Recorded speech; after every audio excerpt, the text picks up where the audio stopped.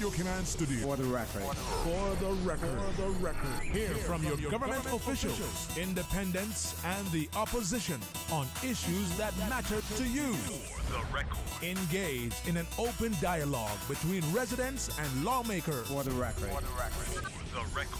Informative, impartial, insightful. This is your talk show. 1-800-534-8255. Your calls, your input. This is For the Record. And now, your host, Orrett Connor. Good morning, good morning, good morning, O land of soft, fresh breezes and verdant trees so fair. Today is Monday, the 4th day of September 2023, right here in the beautiful Cayman Islands. We hope and we trust that everyone had a restful, peaceful, enjoyable weekend. Those of you who are on the roads of the Cayman Islands, again, whether you're a pedestrian, a cyclist, or if you're operating any type of motorized vehicle, we urge you to please, please, please be extremely cautious. Ensure that you observe the rules of the road. Remember, our precious ones, our future, they're out there on our roads this morning. They're either in a school bus, driving with a parent or a guardian. They may be walking to school. They may be bicycling to school as well. Please, I urge you, be extremely cautious. Operate your vehicles as if your precious ones are in the vehicle with you, or you are surrounded on the outside by them as well. If you do that, not only will you ensure their safety, but the life you save may just be your own as well. For those of you who are celebrating a birthday today, we do want to wish you a happy birthday, and to remind you that For the Record birthday shout-outs are brought to you by Pizza Boat. Pizza Boat, they are now open in Queens Court on West Bay Road, so folks, hop on board the Pizza Boat Express. Pizza Boat, they make pizza even more fun. You can pick up or you can have your pizza delivered. Simply call 949-0000 or order online via www.pizzaboat.ky. For those of you who have lost loved ones, again, we want to express our sincere condolences to you. We hope and we trust that your faith will help to carry you through these extremely challenging times, and also that the memories of your loved ones will be a blessing to you. Those of you who are ill and are either at home or at a medical facility here in the Cayman Islands or overseas, we want to wish you a speedy recovery as well. And this morning, I want to personally extend sincere wishes to Mr. Bussey and his family that he will make a speedy and full recovery as well. One of the icons still in the BRAC, and of course those of you who travel to the BRAC, and of course those of you who live in the BRAC as well, you know, La Esperanza, an iconic place in the BRAC as well. So we want to wish Mr. Bussey a full and speedy recovery as well. So folks, I want to thank you for allowing Radio Cayman, and by extension For the Record, into your homes, into your vehicles as you traverse the busy roads of the Cayman Islands, into your places of work, wherever that may be. As you know, For the Record is a show produced by the staff and management of Radio Cayman, and it is geared towards keeping you abreast of issues as they arise and play out on the local, regional, and international scene. I am your host, Orrett Connor, and you're welcome to join me every Monday, Wednesday, and Friday from 7:30 a.m. until 10 a.m. During that period, our phone lines are open. this morning, back in the studio, back in the control room, none other than that beautiful radio voice of Miss Susan Watson. So, folks, you can call us on our toll-free number provided courtesy of Flo, and we know sometimes that line, may be a little unpredictable, but it is provided courtesy of Flo, and that toll-free number is 1-800-534-8255.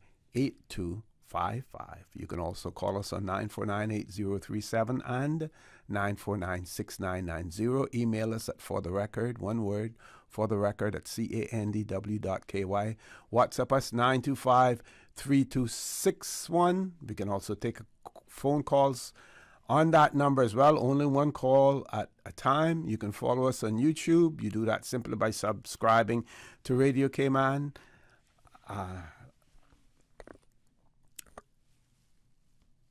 So you can do that, by subscribing to Radio Cayman live stream.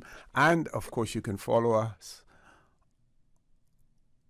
on Facebook as well. And, folks, even with my little hesitation there, you will notice that what Radio Cayman is attempting to do, we know that, yes, there are social media platforms, and the younger generation is more in tune to that, and even middle-aged people as well. But we try to give you as many platforms as possible to be able to follow us on Radio Cayman, whether or not you just like to listen, whether or not you like to be interactive and sharing your WhatsApp messages or on Facebook as well. What Radio Cayman is not going to do is we're not going to in any way abandon our traditional users, those who were with Radio Cayman from its inception.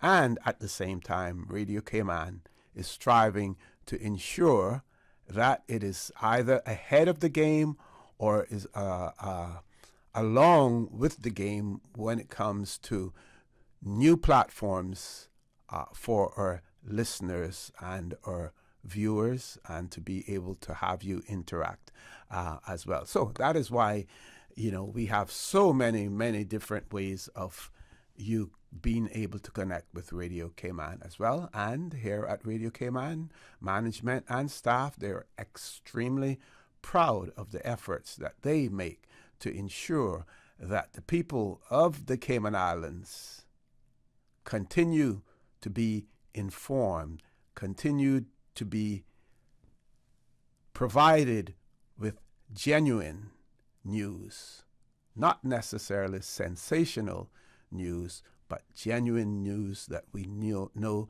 that you are interested in, and at the same time letting you know what is happening in your community as well. So just wanted to pass that on to you. And our phone lines are open now as well. And of course, later on this morning, we will have in the studio with us the Honorable Minister, Kenneth Bryan, and the chair of the Beautification Task Force, Ms. Theresa Pitcairn. They will be in the studio with us as well this morning. So meanwhile, let's provide you with some of the news coming from the various government departments. Oh, before I do that, we have to do the birthday shout-outs again, and to remind you that the For the Record birthday shout-outs brought to you by Pizza Boat Express. They are now open in Queens Court on West Bay Road, so we urge you to hop on board the Pizza Boat Express. Why? Because they make pizza even more fun. And what can you do? You can pick up or you can have it delivered. How do you do that? Simply call 949-0000, or you can order online via www.pizzaboat.ky. So this person wants to get one out for one of our matriarchs, Mrs. Thelma Range, who is our Miss Universe North Side, Miss Thelma Range, who's our Miss Universe North Side, celebrated her 103rd birthday yesterday. Yesterday, Miss Thelma Range, Mrs. Thelma Range celebrated her 103rd birthday. She is being urged to wear her crown proudly, and that's coming from Miss Jewel in Northside. So I want to thank Miss Jewel for that, and to wish happy birthday, belated happy birthday to Miss Thelma Range as well. We also have birthday shout-outs to Mr. Gilbert Rankin, and also known as Buggo. Big friend of mine, domino player. Grew up together. We used to play checkers on my parents' porch as well. He used to get upset with me because sometimes, to get ahead of him, I would do a little bit of cheating to get ahead of him, and sometimes he would get a little frustrated when I do that. But Buggo, Gilbert Rankin, birthday greetings coming from David Rankin, from the Rankin family, and Romeo as well. So happy birthday to Mr. Gilbert Rankin, also Buggo, well-known electrician here in the Cayman Islands, extremely popular as well. He and the late Beatman Ebanks, great friends, good friends. Of course, they were next door neighbors, as well. So we want to wish Mr. Gilbert Rankin, also known as Buggo, a happy birthday as well. So I have to find the rest of the birthday shout-outs here as well. Miss Susan, doop, doop, doop, doop, doop. Oh, Queen B, Beyonce celebrating her birthday today, I am told, as well. So we want to wish Queen B a happy birthday. Let's see other birthdays that are being celebrated. Clyde Champion Barrow celebrating his birthday today. Also, Nicola Ebanks Calletts.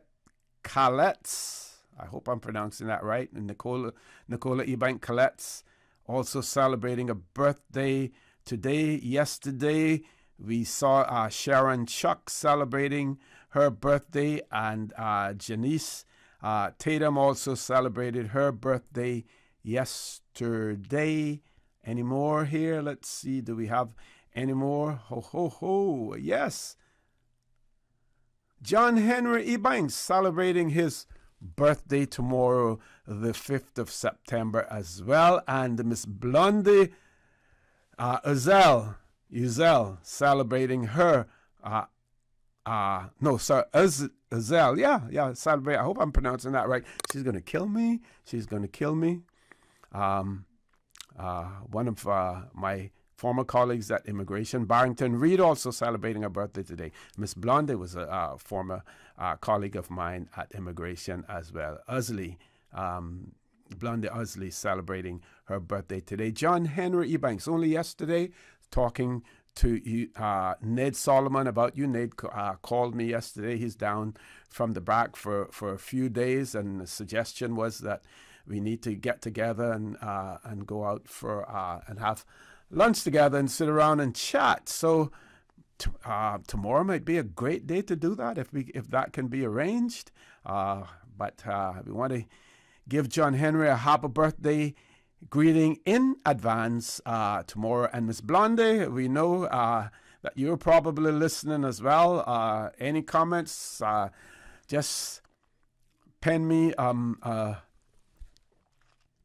text message on my number, and anything that you want us to share with our viewers here in the Cayman Islands as well. Miss Blondie is really a strong advocate for everything that is Caymanian and she is very passionate about her Cayman Islands. She's very passionate about the way and the direction that the Cayman Islands is going as well.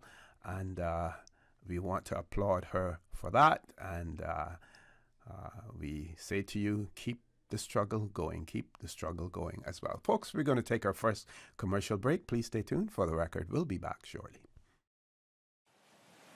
The Cayman Islands boasts of a long, colorful, and rich history. In tribute to our roots, Radio Cayman, the voice of the Cayman Islands, is pleased to bring you the Historical Vignette Series, brought to you by Rotary Central. For more than 110 years, Rotary members have used their passion, energy, and intelligence to take action on sustainable projects. The Cayman Islands, He hath founded it upon the seas. John Theophilus Bodden, 1883 to 1969. Certificate of Honor. Theophilus Bodden served the District of East End with distinction for many years. Several times he was elected as a vestryman. He was an ordained elder of the East End Adventist Church, which he served for 53 years. He was married to Claudina Nee Jackson, with whom he had 4 children. He was a seaman and later a farmer and fisherman. While sailing on the United States ships, he was shipwrecked twice. The first time, the men were with the ship for 16 days before being rescued. The second time, they were adrift in a life raft for 12 days. Mr. Bodden touched the lives of many people in the Cayman Islands. Radio Cayman's Historical Vignettes was brought to you by Rotary Central. For more than 110 years, Rotary members have used their passion, energy, and intelligence to take action on sustainable projects. Since 1993, Rotary Central has worked diligently each year to provide quality bus shelters to our community. A traveling convenience to our school children, the elderly, young people going to work, guest workers, and visitors using the public bus. We, Rotary Central, help you, our advertisers, make it happen. Your marketing dollar travels a far way. Positioning your message, your product, your services, your presence in over 83 bus shelters. Every dollar you spend, every advert you place helps to build another bus shelter, providing modest comfort for Cayman travelers. Reserve space now on the only billboard medium in the Cayman Islands. Email rotaryshelters@gmail.com. rotaryshelters@gmail.com. The Bus Shelters, a partner in community convenience. Another inspiration program by Rotary Central Cayman Islands. I love Pizza Boat. It's yummy. It has my 2 favorite things combined, cheese and boats. Pizza Boat makes pizza way more fun. Hop on board the Pizza Boat Express. Kids, now Pizza Boat makes pizza even more fun. Summer is here. Lunch or dinner, let Pizza Boat bring the fun. Pizza Boat, a Cayman twist to pizza, bringing fusion ingredients from all over the globe to give you locally inspired fresh pizzas all day, every day. Pizza Boat, now open in Queens Court on West Bay Road. Pick up or delivery 949-0000 or order online www.pizzaboat.ky. At Doctors Hospital, we know life happens, and usually when you least expect it. So when unexpected medical issues arise, you need quality care close to home. Located in the heart of Georgetown, our accomplished team of physicians and medical staff treat minor urgent conditions such as migraines, chest and abdominal pain, shortness of breath, burns, broken bones, open wounds, and more. 24 hours, 7 days a week with no appointment necessary. Peace of mind is important when life happens. At Doctors Hospital, we're always here just for you. Need to speak to someone? Call 949-6066. Did you know that you can send money transfers to financial institutions anywhere in Jamaica with JN Money? You mean I can send money straight to my account and cut out the middleman? Yes, that's exactly what I mean. You send your own money to your own account, giving you peace of mind that the money is in your account. JN Money Transfers to Financial Institution is another convenient service offered by JN Money. You can have this done from any JN Money location. Deposit your money straight to your account without the hassle of asking someone to do it for you. JN Money Transfers to Financial Institutions, making life easier. Level up your back-to-school game with Digicel. Activate a Prime bundle or sign up for postpaid for a chance to win big. Win weekly prizes of $1,500 plus Winner Circle and office supply gift vouchers, plus the grand prize of $5,000 for your school of choice and a MacBook just for you. Stay connected with Digicel and let's make this school year unforgettable. Terms and conditions apply. Visit Digicel.com for more details. Digicel, better connected. Your dream home starts with a vision, and often inspiration is at the heart of that vision. Brand Source Home Gallery's in-house designers are here to help bring your vision to life. Whether you're remodeling or building a new home, Brand Source Home Gallery is your one-stop solution. Explore their kitchen cabinets, sinks, faucets, bath fixtures, tubs, vanities, and more. Let Brand Source's designers help and inspire you with your next project. Call 623-5000 and schedule an appointment with a design expert at Brand Source Home Gallery, Dorsey Drive, Industrial Park, serving Cayman for 50 years. System 1 loaded. 1-800-534-8255. What is on your mind when it comes to the government, independence, and the opposition? Issues that matter to you. 1-800-534-8255. Waiting to hear from you. For the Record. This is For the Record with Orrett Connor. Good morning and welcome back to For the Record. No guests in the studio yet, but we will have guests later on. We will have the Honorable Kenneth Bryan, Minister, as well as the chair of the Beautification Task Force, Ms. Theresa Pitcairn. They will be in the studio with us.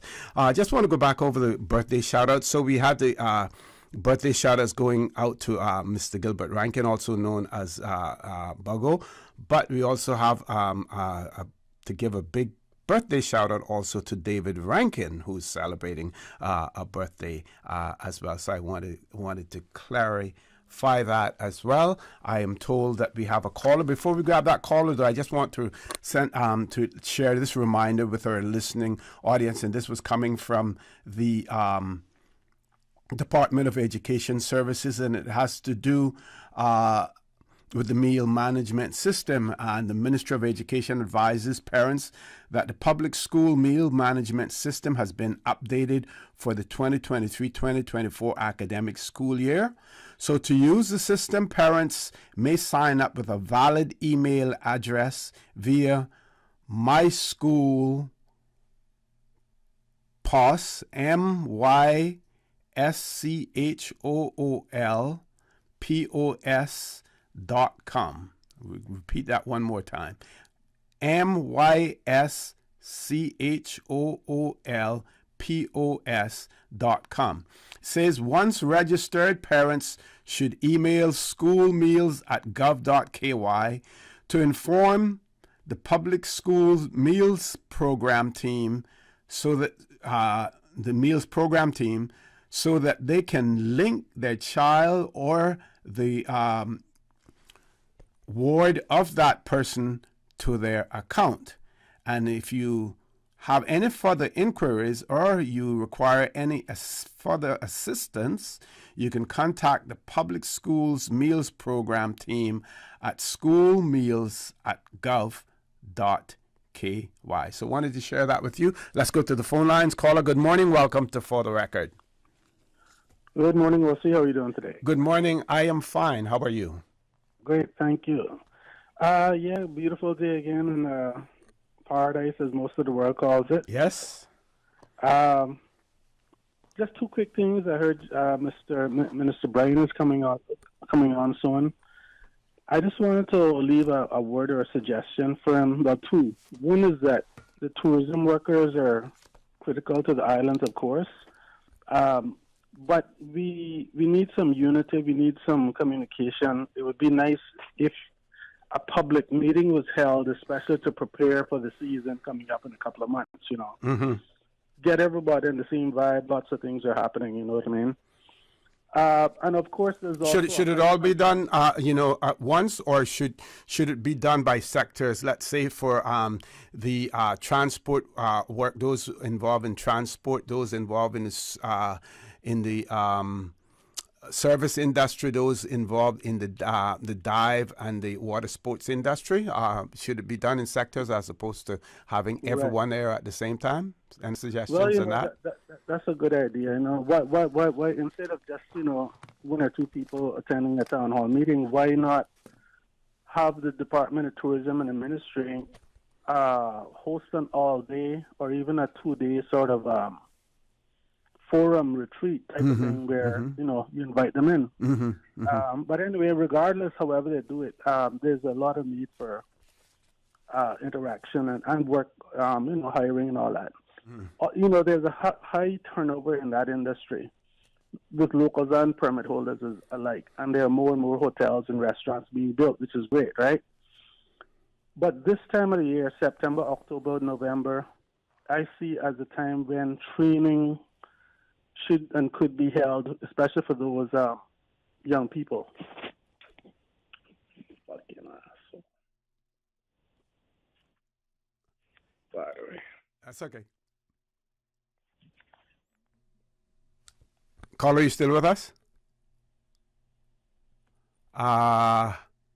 Okay. So, folks, what else? Here's what I want to talk about. Today's Labor Day in the United States of America. And Labor Day, it is celebrated. And why is it celebrated? It is celebrated to honor the American labor movement and the contributions that workers have made to society. And it is held on the first Monday of September. Now, you've heard on this program, as well as others on Radio Cayman, Miss Charlene Pert, who is a strong advocate, and she's not a lone voice, but she's the strongest voice for a special day for our seafarers. And some suggestions have been made. Maybe we should change Discovery Day to Seafarers Day or whatever, because we see in the United States Labor Day to celebrate the labor movement. Slavery was abolished. We have done away with celebrating Emancipation Day. Seafaring in the Cayman Islands was our form of labor in this jurisdiction. Seafaring, that's what it was all about. Yes, we did have some people who lived here who did some farming, but our mainstay was seafaring.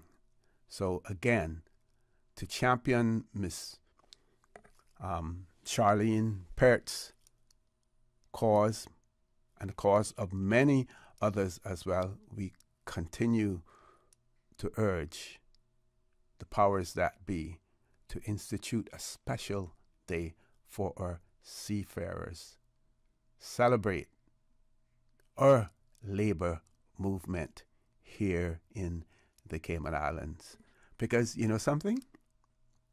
While they weren't recognized as a labor union per se, even though we did have the Global Seamen's Union, and I think there was another one, and they were in a union, but at the same time, you know, they were the foundation of this country when it comes to putting us on the map and putting us where we had secure homes. Finances of the Cayman Islands started to improve. As a result of that, we had our first bank, government savings bank, because our seamen remitted their monies to the Cayman Islands as well. So they were our labor unions here in the Cayman Islands, and we need to celebrate them. So again, urging you to do that as well. So big day in the United States, you know, Labor Day. Like I said before, it's celebrated on the first Monday in September. The idea emerged in 1882 when the unions of New York City decided to have a parade to celebrate their members. We need to do that here in the Cayman Islands. We need to celebrate our seafarers. Yes, we do some, but they need to be put right on top of the pedestal, right right on top of the pedestal is where our seafarers, our seamen need to be. There is no other group, and I believe I can say this without fear of any successful contradiction, that our seamen were the most impactful group here in the Cayman Islands in terms of the direction that we have gone and in terms of the success that we have achieved in the Cayman Islands as well. So, folks, with that, we have reached the top of the hour. 8 o'clock news. Please stay tuned for the record. We'll be back immediately after the 8 o'clock news. Thank you, Mr. Conner. And studio time by Foster's is 8 o'clock. Every year, hundreds of thousands of children around the world bravely fight cancer. Join Foster's and Priced Right this Childhood Cancer Awareness Month to help raise money for the St. Baldrick's Foundation, funding critical childhood cancer research. It's easy to donate. At checkout, once you're done shopping, our team will ask if you'd like to round up your purchase to the nearest dollar or make a donation. Let's give kids fighting cancer opportunities to live a lifetime. Donate today at any Foster's or Priced Right location, and together we can conquer kids' cancer. Satisfaction is guaranteed 24 hours a day, whether it's music or information. From Grand Cayman to Cayman Brac to Little Cayman, we've got you covered. You ever hear a thing like that? Radio Cayman in the Cayman Islands. The 8 a.m. news is brought to you by ValueMed Pharmacy. Save time and order your prescription refills online at value-medpharmacy.com. VALU-medpharmacy.com. For today's biggest news. Radio Cayman, the voice of the Cayman Islands.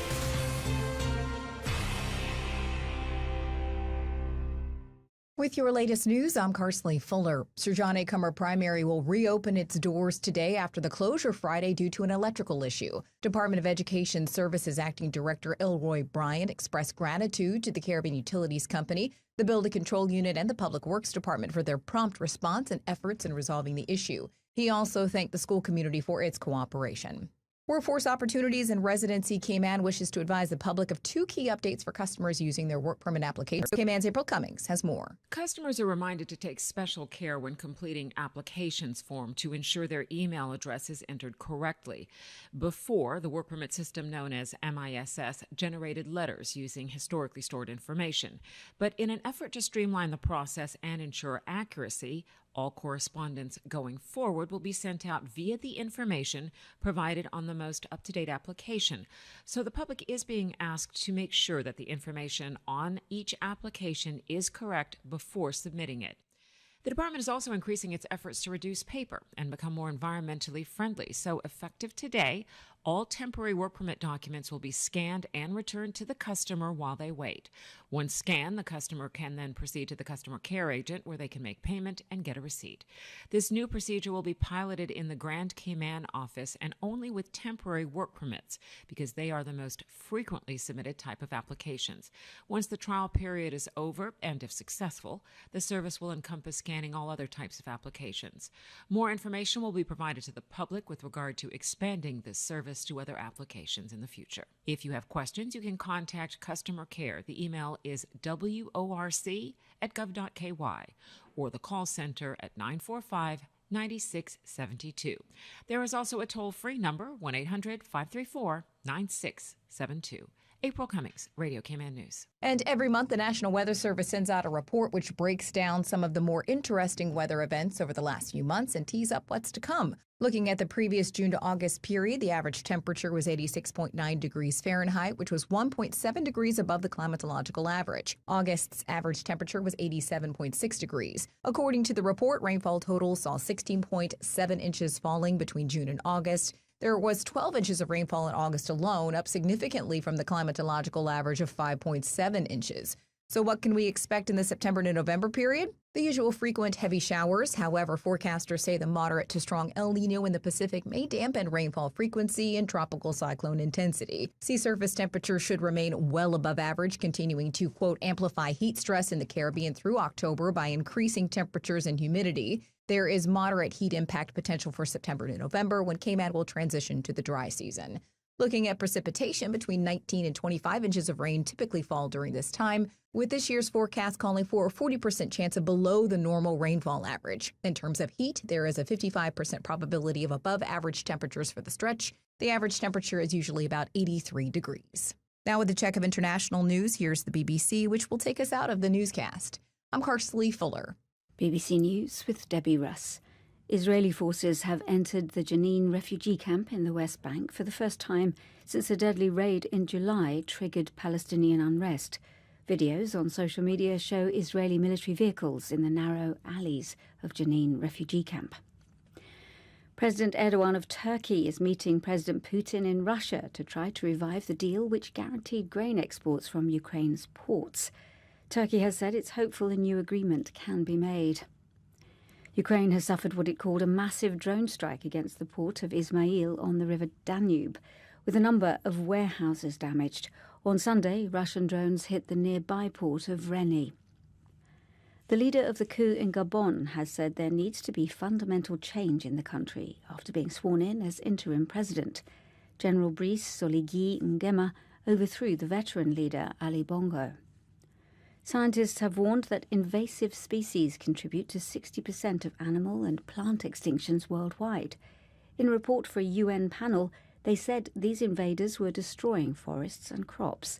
Alien species occur when humans transport them to areas in which they don't belong.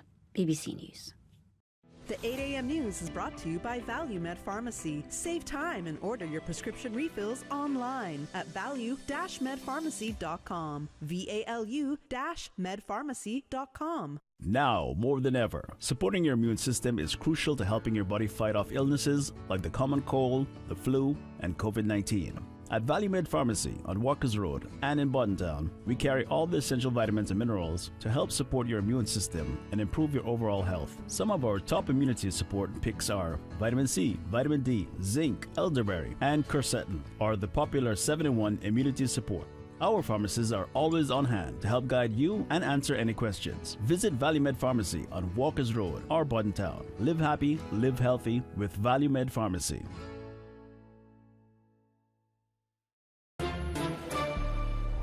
Stay in touch with Radio Cayman with the latest up-to-date, accurate news and information. For your convenience, the headline news will be repeated on our sister station, Breeze 105.3 FM, weekdays at 8:30 a.m. Follow Radio Cayman on social media, Facebook, Instagram, Twitter, or download the Radio Cayman app in the App Store or log on to www.radiocayman.gov.ky and stay connected to what's happening in the community. Radio Cayman, your voice, your choice, your radio.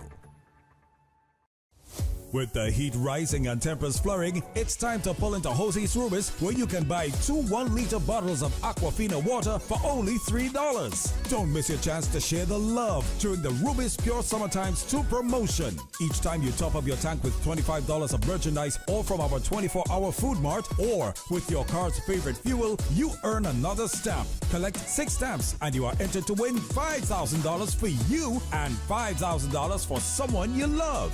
Don't forget to pick up tickets for the Lions Club Benzorama at Reflections, Hemp and Tobacco, Food for Less, and Jose's Rubis, now open 24 hours a day. The 8:12 a.m. weather report brought to you by CG Britcay, where people come first.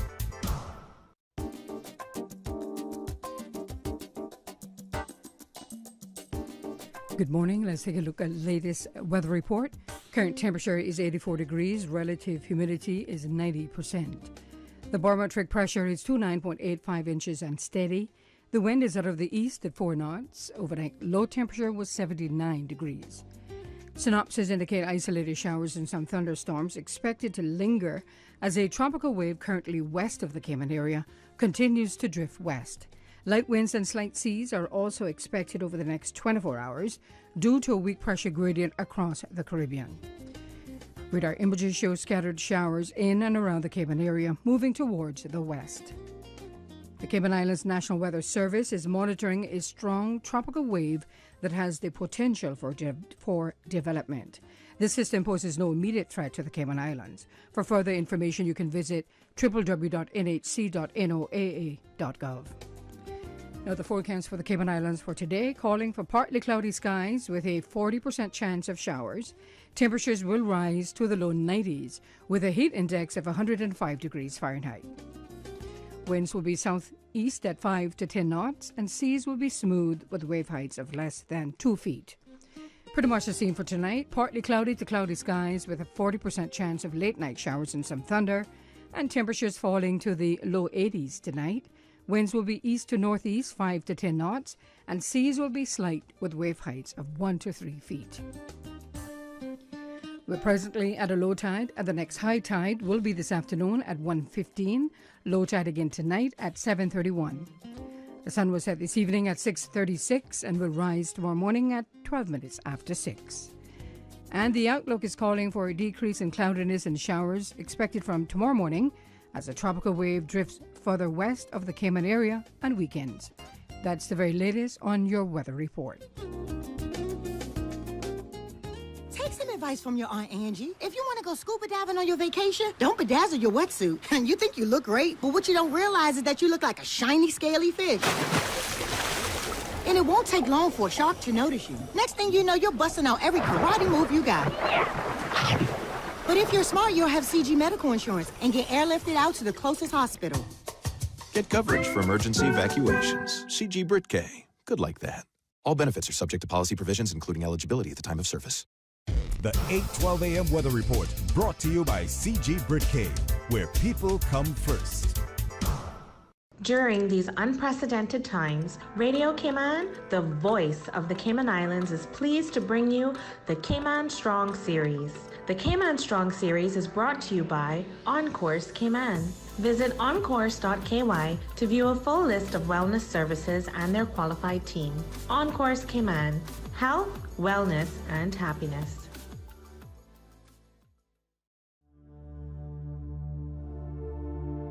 Change your thinking, change your life. There's no great success without commitment. As motivational speaker Tony Robbins said, individuals who succeed have a belief in the power of commitment. If there's a single belief that seems almost inseparable from success, it's that there's no great success without commitment. If you look at successful people in any field, you'll find they're not necessarily the best and the brightest, the fastest and the strongest. You'll find they're the ones with the most commitment. Change your thinking, change your life. During these unprecedented times, Radio Cayman, the voice of the Cayman Islands, is pleased to bring you the Cayman Strong Series. The Cayman Strong Series is brought to you by OnCourse Cayman. Visit oncourse.ky to view a full list of wellness services and their qualified team. OnCourse Cayman, health, wellness, and happiness. These days, feelings of loneliness, anxiety, stress, and depression can be overwhelming. Just know you are not alone. OnCourse Cayman offers private mental health services for children, teens, adults, and groups. Visit oncourse.ky to view a full list of wellness services and their qualified team. OnCourse Cayman, health, wellness, and happiness. The traffic report is brought to you by Subway. Planning a meeting, event, or office celebration? Visit subway.ky to place your catering order today.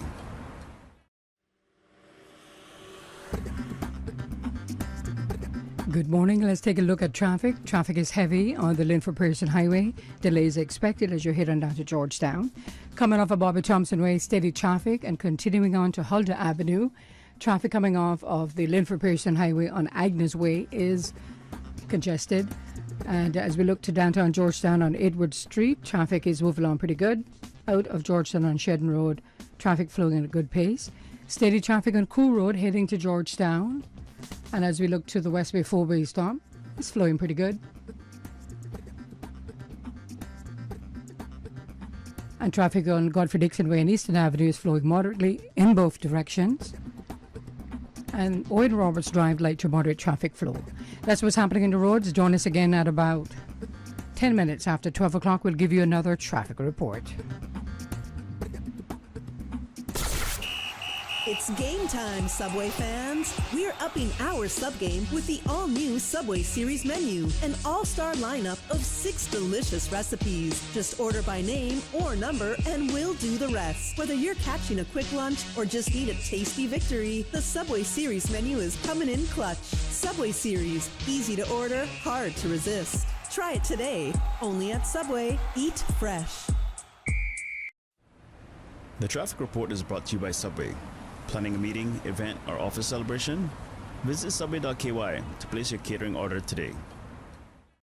You know, as a little girl, I dreamt of traveling to faraway places and foreign lands. I tell you what though, no more dreaming. This summer, I'm going flying with Cayman Airways. How blessed are we in the Cayman Islands to have a very own national airline? Girl, you can fly to so many international destinations without the hassle of connecting flights. On top of Jamaica, Cuba, and Honduras, you got non-stop flights from Cayman to New York, Miami, Tampa, and even Denver, Los Angeles, and now Panama. Going to be a little cafe con leche and Hollywood Squares for this old gal this summer. Make your travel dreams come true with Cayman Airways, offering non-stop flights for non-stop adventures in Panama, LA, and many more places in between. For details and to book, call 949-2311, contact a travel agent, or visit CaymanAirways.com. Radio Cayman News. The Court of Appeal rules in favor of the National Conservation Council. Affirming the National Conservation Act provides the Council with the ability to direct government. Our only goal has been to clarify the law. Court of Appeal also ruled that it is for the CPA to determine for itself whether an adverse effect is likely. Radio Cayman. Your voice, your choice for today's biggest news. Honey, did you get your Benzorama ticket yet? Benzorama what? The Lions Club Benzorama fundraiser. You could win a brand new Mercedes-Benz. What? I have always wanted a Mercedes. What kind of Benz? A brand new sparkling 2023 Mercedes-Benz GLA 200. Tickets are $25 for one, $3 for $65, or $5 for $100. And you're helping to support the many Lions Club of Grand Cayman causes. Driving in my new Benz and feeling good about helping the community. The Lions Club of Grand Cayman Benzorama Fundraiser. Your chance to win a 2023 Mercedes-Benz GLA 200. Benzorama fundraiser tickets are available from Lions Club members and various sales outlets. The Lions Club of Grand Cayman Benzorama Fundraiser supports numerous community initiatives, include site screening, Christmas deliveries, restoration, and social services. For the record, with Orrett Connor. Initiating system. For information that matters. For the record, with Orrett Connor. Continues right now on Radio Cayman. Good morning and welcome back to For the Record. Before we get right into the program, I just want to apologize for the last caller that we had on there. Some technical difficulties, so as a result of that, the call was abbreviated. So it was a situation that the caller was involved in and unable to continue the conversation. And also, we have an early birthday greeting going out to Mr. Jeff Goddard.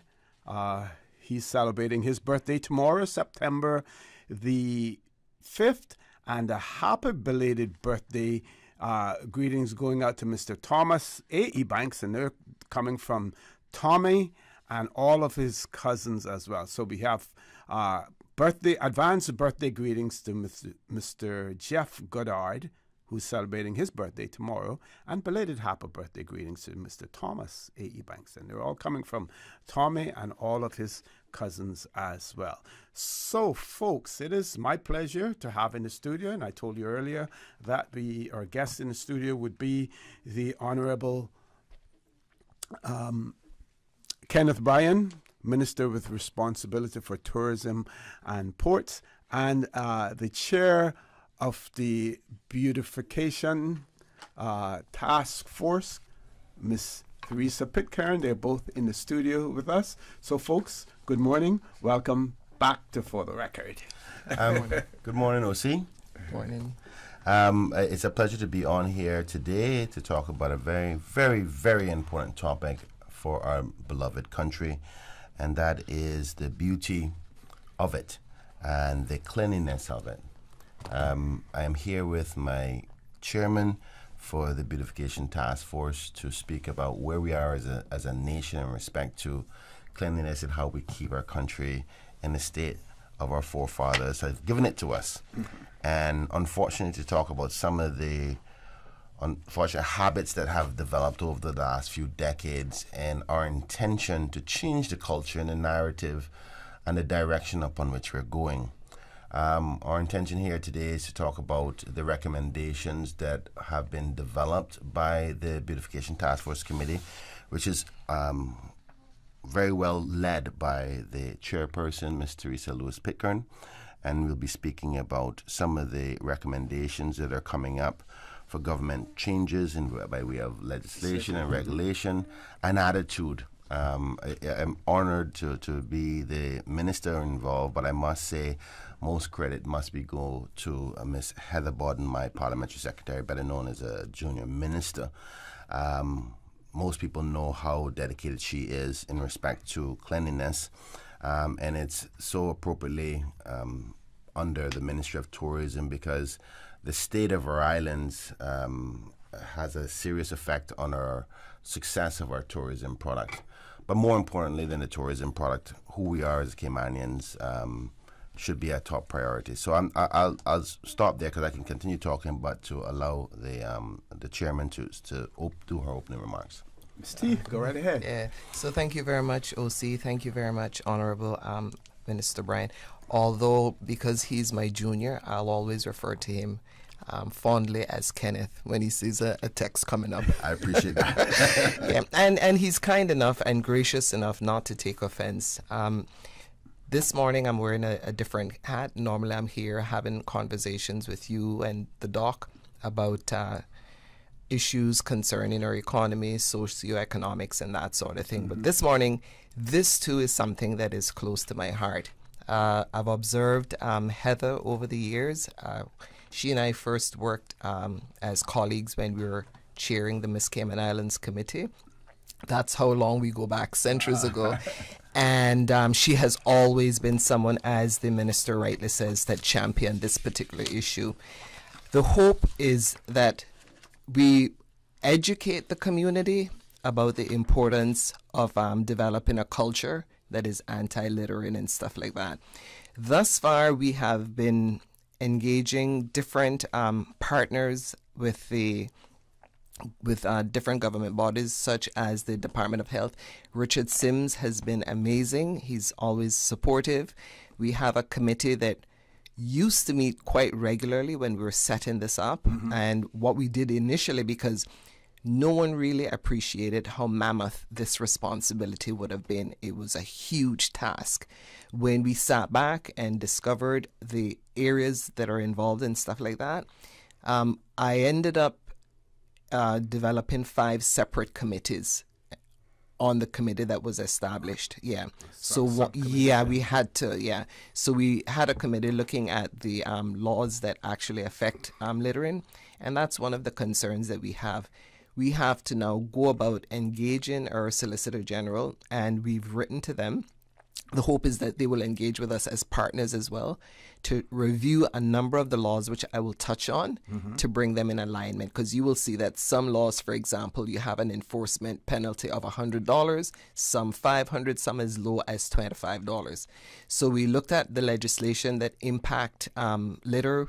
We also looked at some of the issues with respect to education, how we're going to engage the community, the public, our schools, our children, to also have them engaged in observing what this is. And then again, we looked at how it impacts the economy, the tourism industry.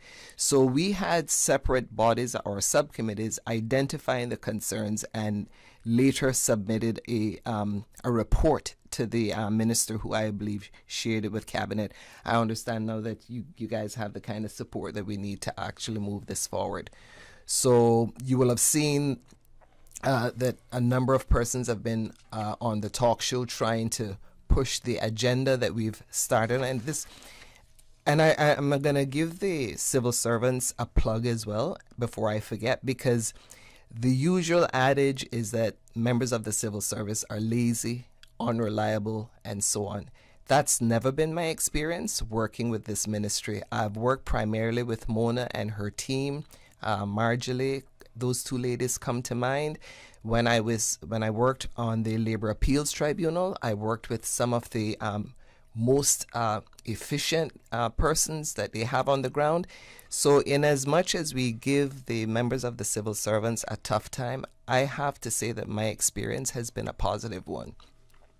And I'll just stop there, giving you a chance to move on. Well, I'll just say that's nothing more than a dog whistle when people use the term, the terminology that about civil servants.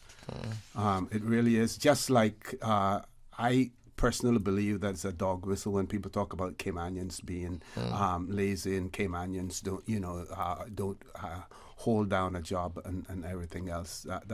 Those are dog whistles, really. Do you mind expanding on the deviation of dog whistle and what does it mean? Because I'm not sure, I've never heard it before. What do you mean by dog whistle? Well, it's the same thing when you whistle, for a dog, a way of identify, to identify people, to say that,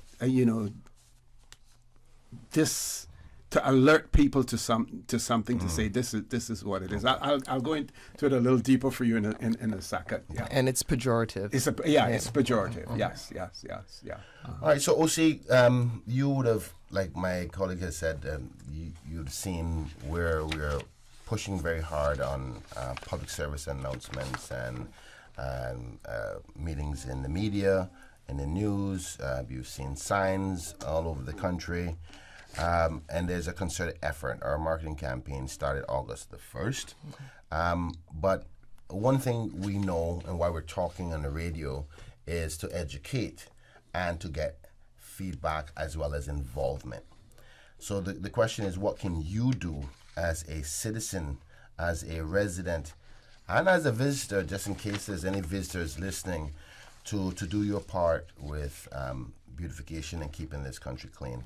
And the obvious one is be responsible for your own waste. And that goes waste and beautification in all aspects. And now most people think of littering thinking of a plastic bag, some food or paper, and you just throw it outside of a door. But littering can be as bad as somebody having a derelict home and not upkeeping it and degrading the community. So there's a vast range of things that deal with beautification. I think beautification has also to do with human behavior. For example, I hate to say this, but one thing is popping up now is this attitude for urination in the public. That is a part of lack of beautification and respect for your community. Beautification goes more than just litter, and it has to do with cultural behavior and so forth. And I want to empower those who believe that this country should be one of standard and respect for your surroundings, that if you see something, hold those persons accountable. Because we are very timid individuals in Cayman. We've been very passive. But I no longer want you to be passive, because that passiveness is what has allowed this behavior to creep into our community. If you see somebody doing something inappropriate in respect to keeping our standards here, our cleanliness, our moral behavior, hold them accountable and call them out. And that reminds me, just this weekend, I was in a neighborhood and I saw a gentleman, 8:30 in the morning, just out of the blue, and urinated right there next to a pole. And I asked him, I said, "Are you crazy? Have you lost your mind?" I said, "Do you think that, I don't know where did you think that that's okay to do, but that's inappropriate. And that's not what I know to be the Caymanian way. By all means, I'm not saying a Caymanian wouldn't do it, but that's not what I was taught as a young Caymanian. And I want to arrest these little attitudes that are building. It's here. I just can't afford to get it any worse. So feel free to call people out. It's that time for call for action.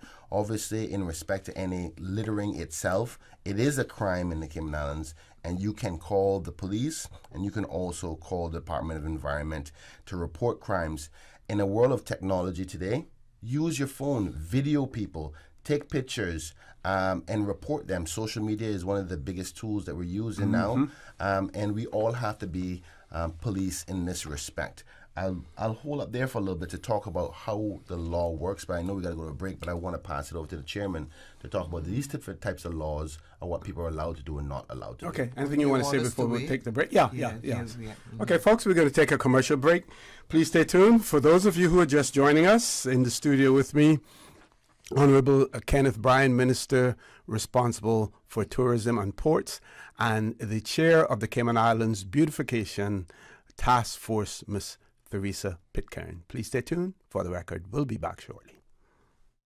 West Bay Pharmacy. Personalized medicine, customized care to meet your specific needs. Your body is unique to you. Your medicine should be too. Whether you're seeking individual-specific medication, correct size dosages, or simply better tasting medicine, ask your pharmacist or healthcare provider about how compounding at West Bay Pharmacy can increase your treatment options, not only for your family, but for your pets too. West Bay Pharmacy, open Monday through Saturday, 9 a.m. to 8 p.m., Sundays and most holidays from 11 a.m. to 6 p.m. Can you imagine your home completely organized? At Brand Source Custom Closets, we can. We specialize in designing and building custom closets and storage units for any room in your home, including the garage. With tailored designs and custom LED lighting solutions to fit your lifestyle and budget. Our custom closets expert is committed to enhancing the value of your home with a solution that is uniquely yours. Visit our showroom or call 623-6774 to schedule a no-obligation appointment with our design expert. Brand Source Custom Closets, 209 Dorsey Drive, Industrial Park. You know, as a little girl, I dreamt of traveling to faraway places and foreign lands. I tell you what though, no more dreaming. This summer, I'm going flying with Cayman Airways. How blessed are we in the Cayman Islands to have a very own national airline? Girl, you can fly to so many international destinations without the hassle of connecting flights. On top of Jamaica, Cuba, and Honduras, you got non-stop flights from Cayman to New York, Miami, Tampa, and even Denver, Los Angeles, and now Panama. Going to be a little cafe con leche and Hollywood Squares for this old gal this summer. Make your travel dreams come true with Cayman Airways, offering non-stop flights for non-stop adventures in Panama, LA, and many more places in between. For details and to book, call 949-2311, contact a travel agent, or visit CaymanAirways.com. System 1 loaded. 1-800-534-8255. What is on your mind when it comes to the government, independence, and the opposition? Issues that matter to you. 1-800-534-8255. Waiting to hear from you. For the Record. This is For the Record with Orrett Connor. Good morning. Welcome back to For the Record. In the studio with me, Honorable Kenneth Bryan, Minister responsible for tourism and ports and chair of the Cayman Islands Beautification Task Force, Ms. Theresa Pitcairn. Before I throw the mic back over to them, we just want to wish a happy 24th wedding anniversary to Mr. Bryan and Mrs. Charlene Barnes. Bryan and Charlene Barnes celebrating 24 years of marriage. Also, happy birthday greetings going out to Mr. Robert Hernandez, who lives on North Sound Road. Happy birthday greetings going out to him as well. And just to give you a clear definition of dog whistle, and some people will also refer to it as code, say that you're speaking in code. And in politics, a dog whistle is the use of coded or suggestive language in political messaging to garner support from a particular group without provoking opposition. The concept is named after ultrasonic dog whistles, which are audible to dogs but not to humans. Dog whistlers use language that appear normal to the majority, but communicates specific things to intended audiences. They are generally used to convey messages on issues likely to provoke controversy without attracting negative attention. Yes. Now, before I pass the mic back over, this whole thing about Caymanians being lazy, right? The proponents of that, foreign employers who are looking for an argument to not hire Caymanians. Sometimes even Caymanian employers looking for an argument not to have to hire Caymanians. If Caymanians were lazy people, would we be where we are today? Would the foundation be here for those who, Johnny's come lately, who have been able to make life here in the Cayman Islands easy for themselves and to support their families overseas? If we were lazy, how did we get to the stage that we were at, that we were able to build a platform for others as well? Definitely so, a dog whistle then. Yeah. Back over to you, Ms. T.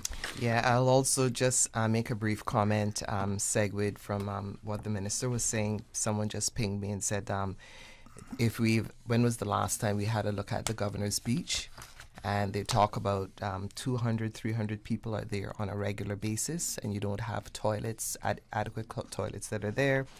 When someone heard what the mention that you made about that person urinating in public. Well, allow me to say that there is already works in place for a toilet to be built. And I know the minister comes on the radio quite often, Honorable J.E. Banks, and I'm happy that he'd be willing to give the public the plans.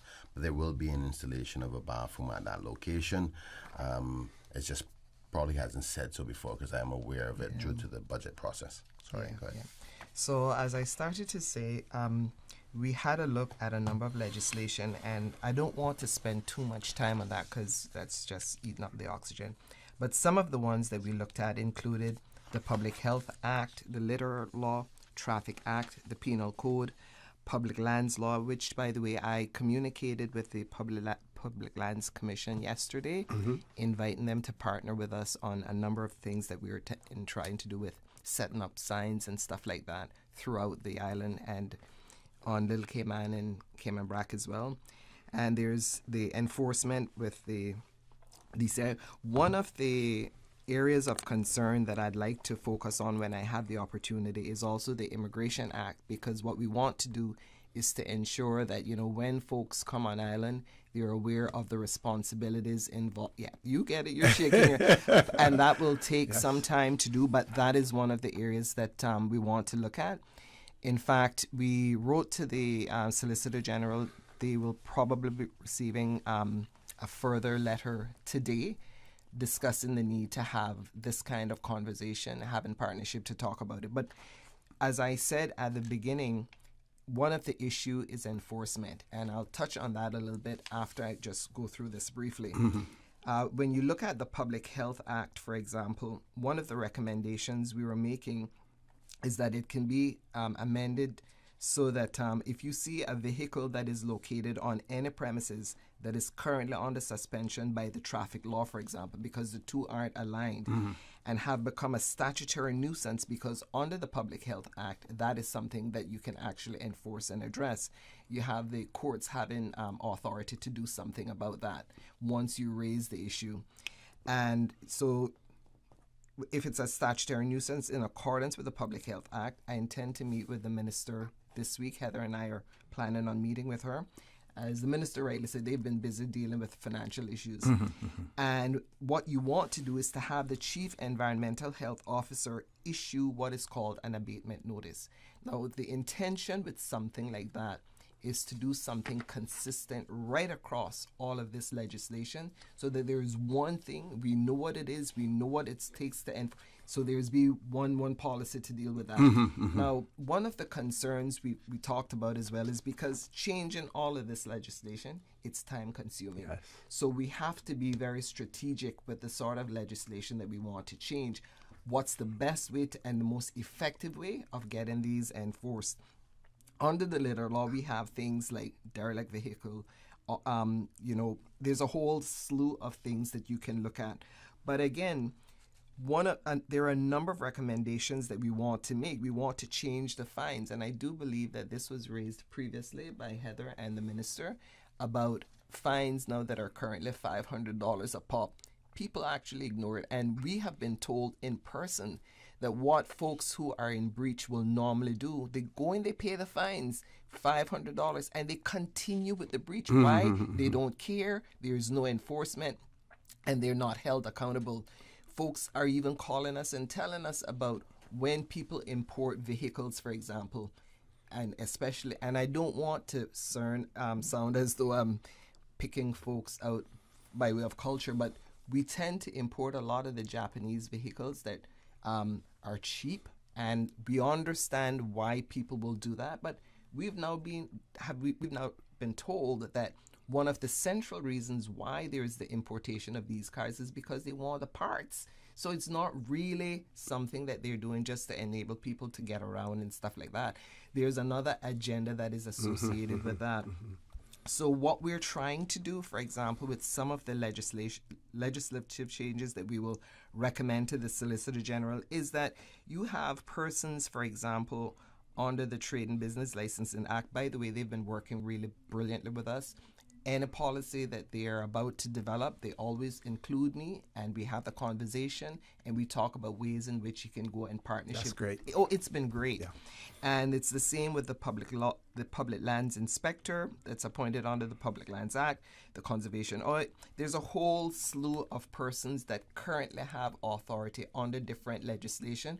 We want to identify who they are and bring them under this umbrella so that they will know what they can do and what they can't do. Now, you referred to the fines and people just simply going and paying it.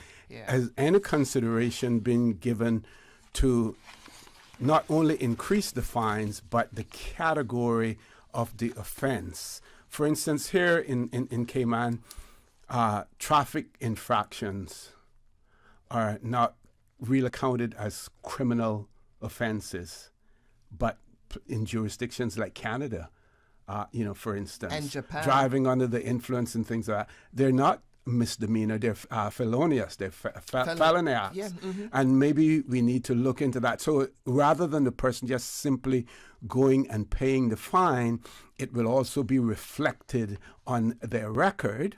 Because if we deem the environment to be so important to us, because it is the environment that sustains life. So by extension of that, when we threaten our environment, we're threatening life. Exactly. Shouldn't it be more than just a misdemeanor? Oh, see, we're looking at that, like I said, going right to the heart of this, dealing with it, for example, with folks who are coming in here under the Immigration Act. And I don't want to get ahead of myself because these are... in this case, because it's necessary. And I'll let the minister do it. In respect to the Immigration Act, and I was actually going to jump in when she was speaking about it, I'm of the view, and I'll be supporting the recommendations, which I know will come from the committee to Cabinet for consideration to make alterations to the Immigration Act. I think any person who is visiting our country by way of coming here to work and live are caught in a violation of any littering should be an automatic removal of their work permit process. Give them a certain amount of time, whether it's 2 to 3 weeks. Okay, pack up, you got to go. Because if you don't take this serious and understand that we are taking it serious in Cayman, then there will always be infractions. And matter of fact, I'm not a lawyer, but I'm almost certain that the way the Act reads now, that there's open-ended clauses that allow them to say if you are not in the best interest of our community, that we can deny your work permit. And I'm almost certain, or cancel your work permit, should I say. And I'm almost certain, and I see that the chairman may highlight it for me to expand on it, so all Caymanians, I want you to listen carefully to the section. I think everybody in our community would support that narrative, because if you are here and you don't respect our environment, you got to go. It's just that we do not use the tools available to us in the Act. Madam Chair, you want to highlight that? Yeah, and the minister is quite accurate with what he's saying. The board or director of work may, in respect of any person who has been granted permission to reside permanently in these islands, revoke such permission under Section 51(1)(c) of the Immigration Law Act 2020 if that person has been convicted of an offense against the law in the islands. So the grant or refusal of a work permit under Section 63, that the applicant has been convicted of an offense on the island as well, they can be fined by the Assistant Director of Work or above. What we need to do is to make this crystal clear and talk about what we mean. This is just generally talking about a general breach of the law, but we can be specific and identify certain things. And this is why I was saying to our committee, we know these provisions exist. What we can do, or we're going to find out when we have the conversation with the Solicitor General, what is the best way to have all of these issues that we know under one policy which reflects your intent as minister and enable us to carry it out. Because what you don't want to do is to get bogged down in changing all of these legislation that are going to take so much time to get it done. Well, if I can opine on that a little bit, I think that the generality of that section of the law works perfectly in my sense. It's just a matter of the government policy to say that board can say the government, obviously, of the day of any administration finds littering to be of a serious nature. Because if this was to go to court and somebody was to challenge it to say the Cayman Islands government ran me off of the country for something that is considered as minor, if the government has highlighted that littering is a major issue and a topic for the country, and we want to take a no-nonsense approach, that can trickle down into the decision where a judge can say it has been announced that the attitude and the policy of the government is they take these crimes serious, so therefore the board had every right under the law to revoke it. So obviously that's general, and there has to be a test of what is considered to be a severe crime, what is considered to be a minor crime. So in this case, a traffic offense wouldn't fall under those principles. Yeah. But littering in Cayman is a serious problem. Yeah. And I'm certain that many members of the judicial system and the DPP's office is listening, and the police department, because we've been speaking about this. The government is spending lots of money trying to arrest this problem. So I think, in my interpretation of the law, and yes, the courts are there to rectify whether the intent or the interpretation of the law is correct or not. But the section as it is enough for any board that finds a non-Caymanian who is on work permit. Matter of fact, I'd go even further than that. I'll say even if you're on residency, you can have your residency withdrawn because you're supposed to be crime-free in the Cayman Islands. The only people that I am of the view that cannot be taken away from this country as a result of committing a crime is a Caymanian, because this is the home of their birth. Okay, folks. And the same under the trade and business license law as well. The same principles and policy would apply. Okay, we're going to take a commercial break. Is the caller still there, Ms. Susan? Okay, we have a caller. When we return, we will take that caller. Folks, please stay tuned. For the record, we'll be back shortly. So much happening, so fast, too much. It is hard for me to follow my health care instructions. The private counseling with West Bay Pharmacy literally saved my life. At West Bay Pharmacy, we know how complex medications can be. Our pharmacists are delighted to offer you personalized one-on-one healthcare counseling, free medication review, therapeutic callbacks, and we will liaise with your physician to ensure you receive the best in quality medical care. Quality of life has a whole new meaning with the right pharmacy to support you. Thank you, West Bay Pharmacy. West Bay Pharmacy in Centennial Towers. Convenient quality care is just around the corner. Now you can WhatsApp your West Bay Pharmacy prescriptions to 516-0777. She hear clunk and her car stop. I was just about to send her some money, so I send it straight to her JN Money Transfer card. It cost me less, and perhaps she use the card, pay the garage right away. She'll get discount through the JN Rewards program in Jamaica. This card make things easy. You can even get funds at any multi-link ATM. JN Money Transfer Card. Fast, affordable, convenient. Tell your loved ones in Jamaica about it. Sign up is free. Get ready for more with Digicel's all-new prepaid plans. More any-use data to browse. Entertainment data for Netflix, Spotify, YouTube, and TikTok. Plus, stay connected with endless social data for Snapchat, WhatsApp, Instagram, Facebook, and Twitter. With Digicel's new prepaid plans, you'll never miss a beat. Activate in the My Digicel app today. Digicel. Better connected. The Cayman Islands Passport Office is now operating extended opening hours 3 days a week until the 7th of September. The new hours will provide the public with increased access while ensuring the efficient processing of applications. The Passport Office is open from 8 a.m. to 3 p.m. on Tuesdays, Wednesdays, and Thursdays and will maintain normal office hours from 9 a.m. to 3 p.m. on Mondays and Fridays. For more information, please visit www.gov.ky/passport-office. For the record, with Orrett Connor. Initiating system. For information that matter. For the record, with Orrett Connor. Continues right now on Radio Cayman. Good morning and welcome back to For the Record. Before I go to the caller, I just want to remind our listeners as well that in 2009, when our Constitution was introduced, when it was actually being drafted, we were lauded as one of the few jurisdictions that had constitutional protections for our environment. So I'm going to quickly share this with you because I think this gives the government another leg to stand on as well. When we look at Clause 16 of our Bill of Rights, the protection of the environment, it says that the government shall in all its decisions have due regard to the need to foster and protect an environment that is not harmful to the health or well-being of present and future generations while promoting justifiable economic and social development.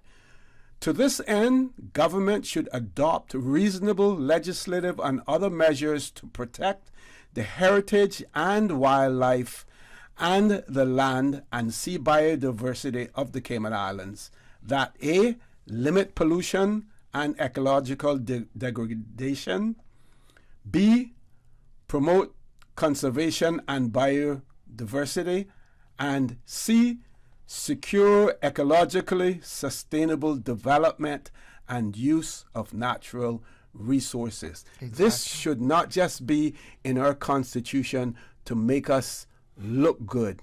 This must make us good. This must make us clean. This must make us healthy. If I quickly can, I know we got a caller online, but it's interesting to me that you say that because we have had some struggles recently where there's differing of views in respect to this area of our Constitution through the NCC and the DOE. And I think there is at cross here sometimes as we discuss the importance of environment, and rightfully so, regardless of what position you take about the roads, about the development on the edges of the beach and all that. And I'm happy that we constantly have that hot topic. That means it's at the forefront of our minds, and as you highlighted in the Constitution.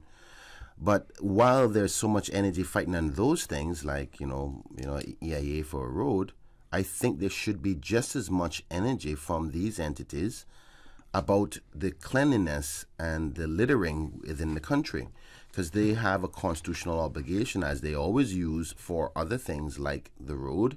They should be looking at their constitutional responsibility about the enforcement of anti-littering culture that's happening. So I encourage them, the NCC and the director of DOE, to ask what is their position in respect to littering in this country and where is the support coming from them. Because I sadly must say that I feel like this committee is unfortunately a little, how do you say, you're small but you're mighty? Talawa, right?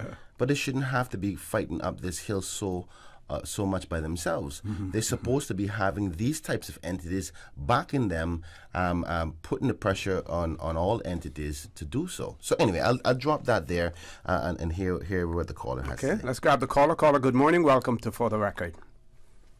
Good morning. Good morning. Yeah, it's about time. I'm not going to consider. Well, we hadn't opened up the phone lines yet. No, the phone. Well, why did the lady answer the phone then? She has to be courteous. So she can't let the phone answer go unanswered. All right. Let me get well, good morning to your honorable panel there.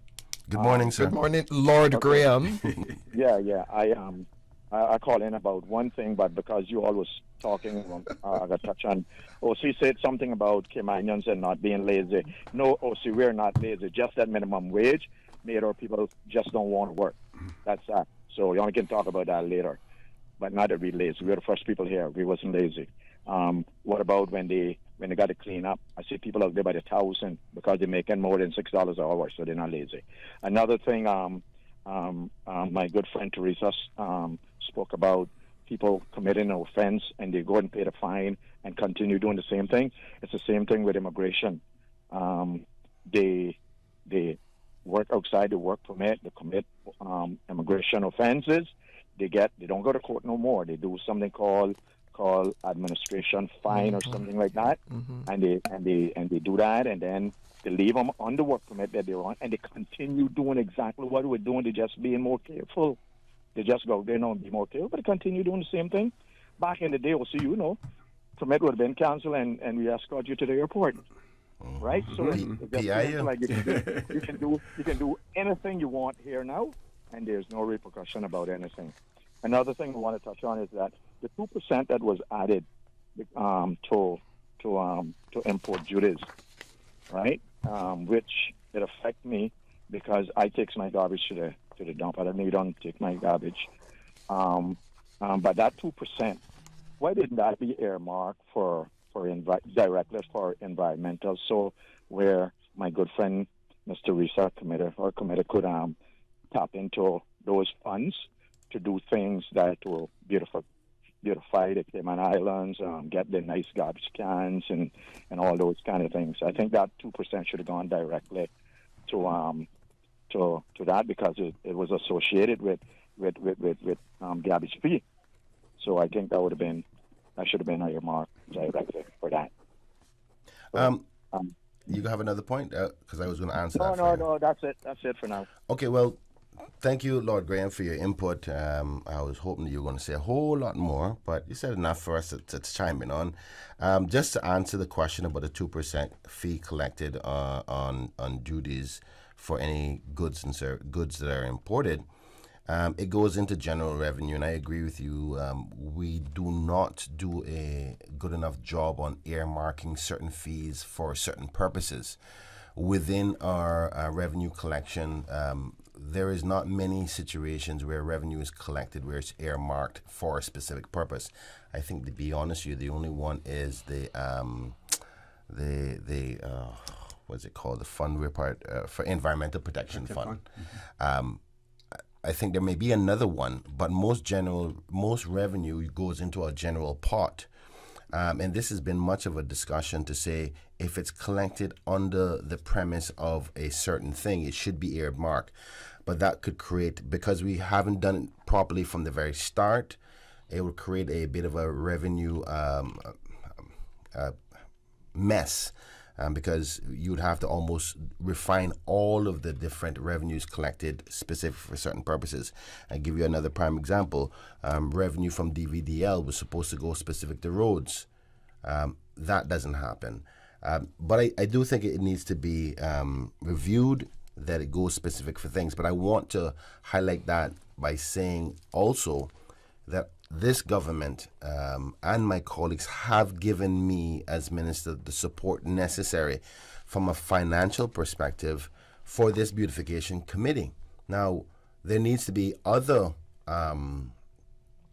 initiatives within various ministries that are regulatory, that are legislative, that are policy driven.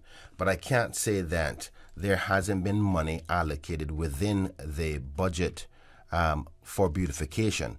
But what we're trying to change is not just money for us to do a cleanup. that's a totally different situation. What we're trying to do is do a prevention measure where people don't litter in the first place in any different category that it is, whether it's air pollution, noise pollution, littering as in an object on the street, or your business pollution, because what we're starting to find going down this road now is these little businesses that are popping up that has no license on the side of the road, that it changes the culture of what we consider to be beautiful. Beautiful comes with standard and delivery and order and purpose. So all of these things going out of control is degrading what the value of our beauty is. So it's not only literally a piece of paper thrown out of a car or garbage that is thrown by a piece of bush. It's manners and respect. It's operating without a business license.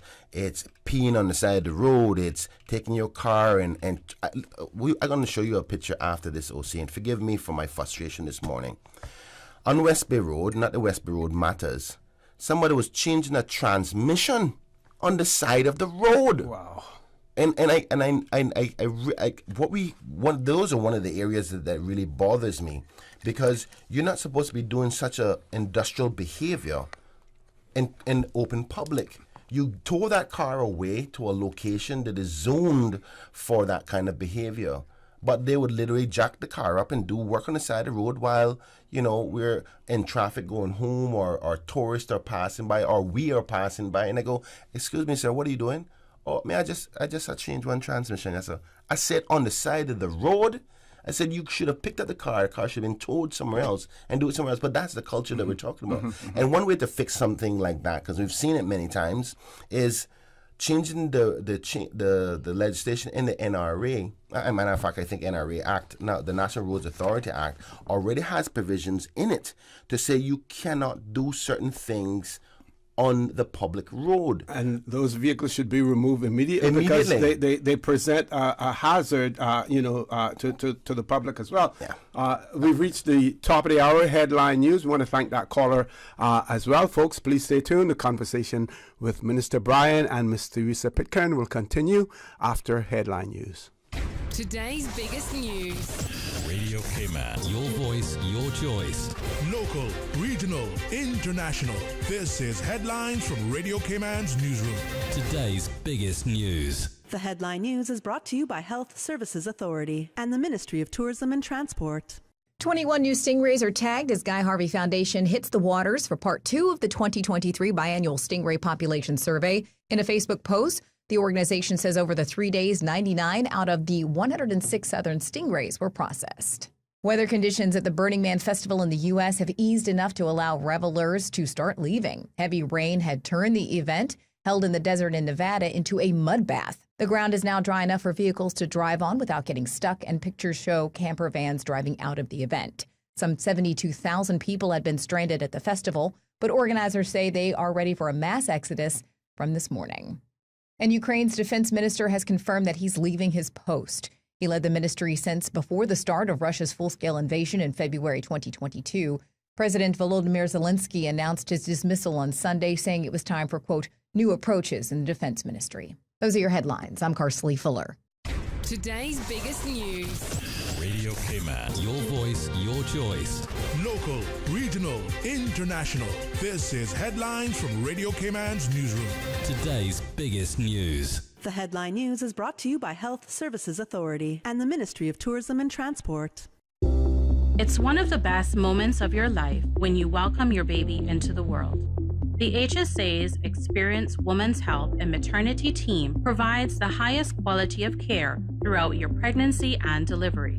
As a JCI accredited hospital, we are the leader in maternal care, safely delivering over 700 babies annually. Visit hsa.ky for more information. At HSA, we are committed to caring for you. I I'm Liani Tibbetts, Miss World Cayman Islands 2022, and I need your help to keep Cayman clean. When you're out and about, please dispose of your trash in the proper containers. Do not throw trash out of your car or leave it on our beaches. And if you see litter, take a moment to pick it up and dispose of it properly. Be a part of the solution, not the pollution. Littering is a crime punishable by a $500 fine or 6 months in prison. Brought to you by the Beautification Task Force and Ministry of Tourism and Ports. For the record, with Orrett Connor. Initiating system. For information that matters. For the record, with Orrett Connor. Continues right now on Radio Cayman.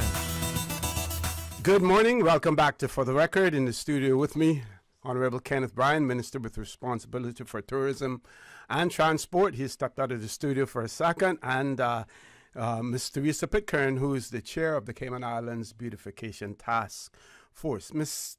T, one of our listeners has commented on the fact that many of our visitors who come to the Cayman Islands and those who return, that they remark about not only about the beauty of the Cayman Islands, but about our cleanliness as well. But they say that that should not be any reason for us to rest on our laurels, and what may look cleanly to those who are visiting here when they compare it to where they're coming from, that may not be the standard that we have set for ourselves. And, that is why this effort is in place to ensure that we go further, in terms of our keeping the Cayman Islands clean.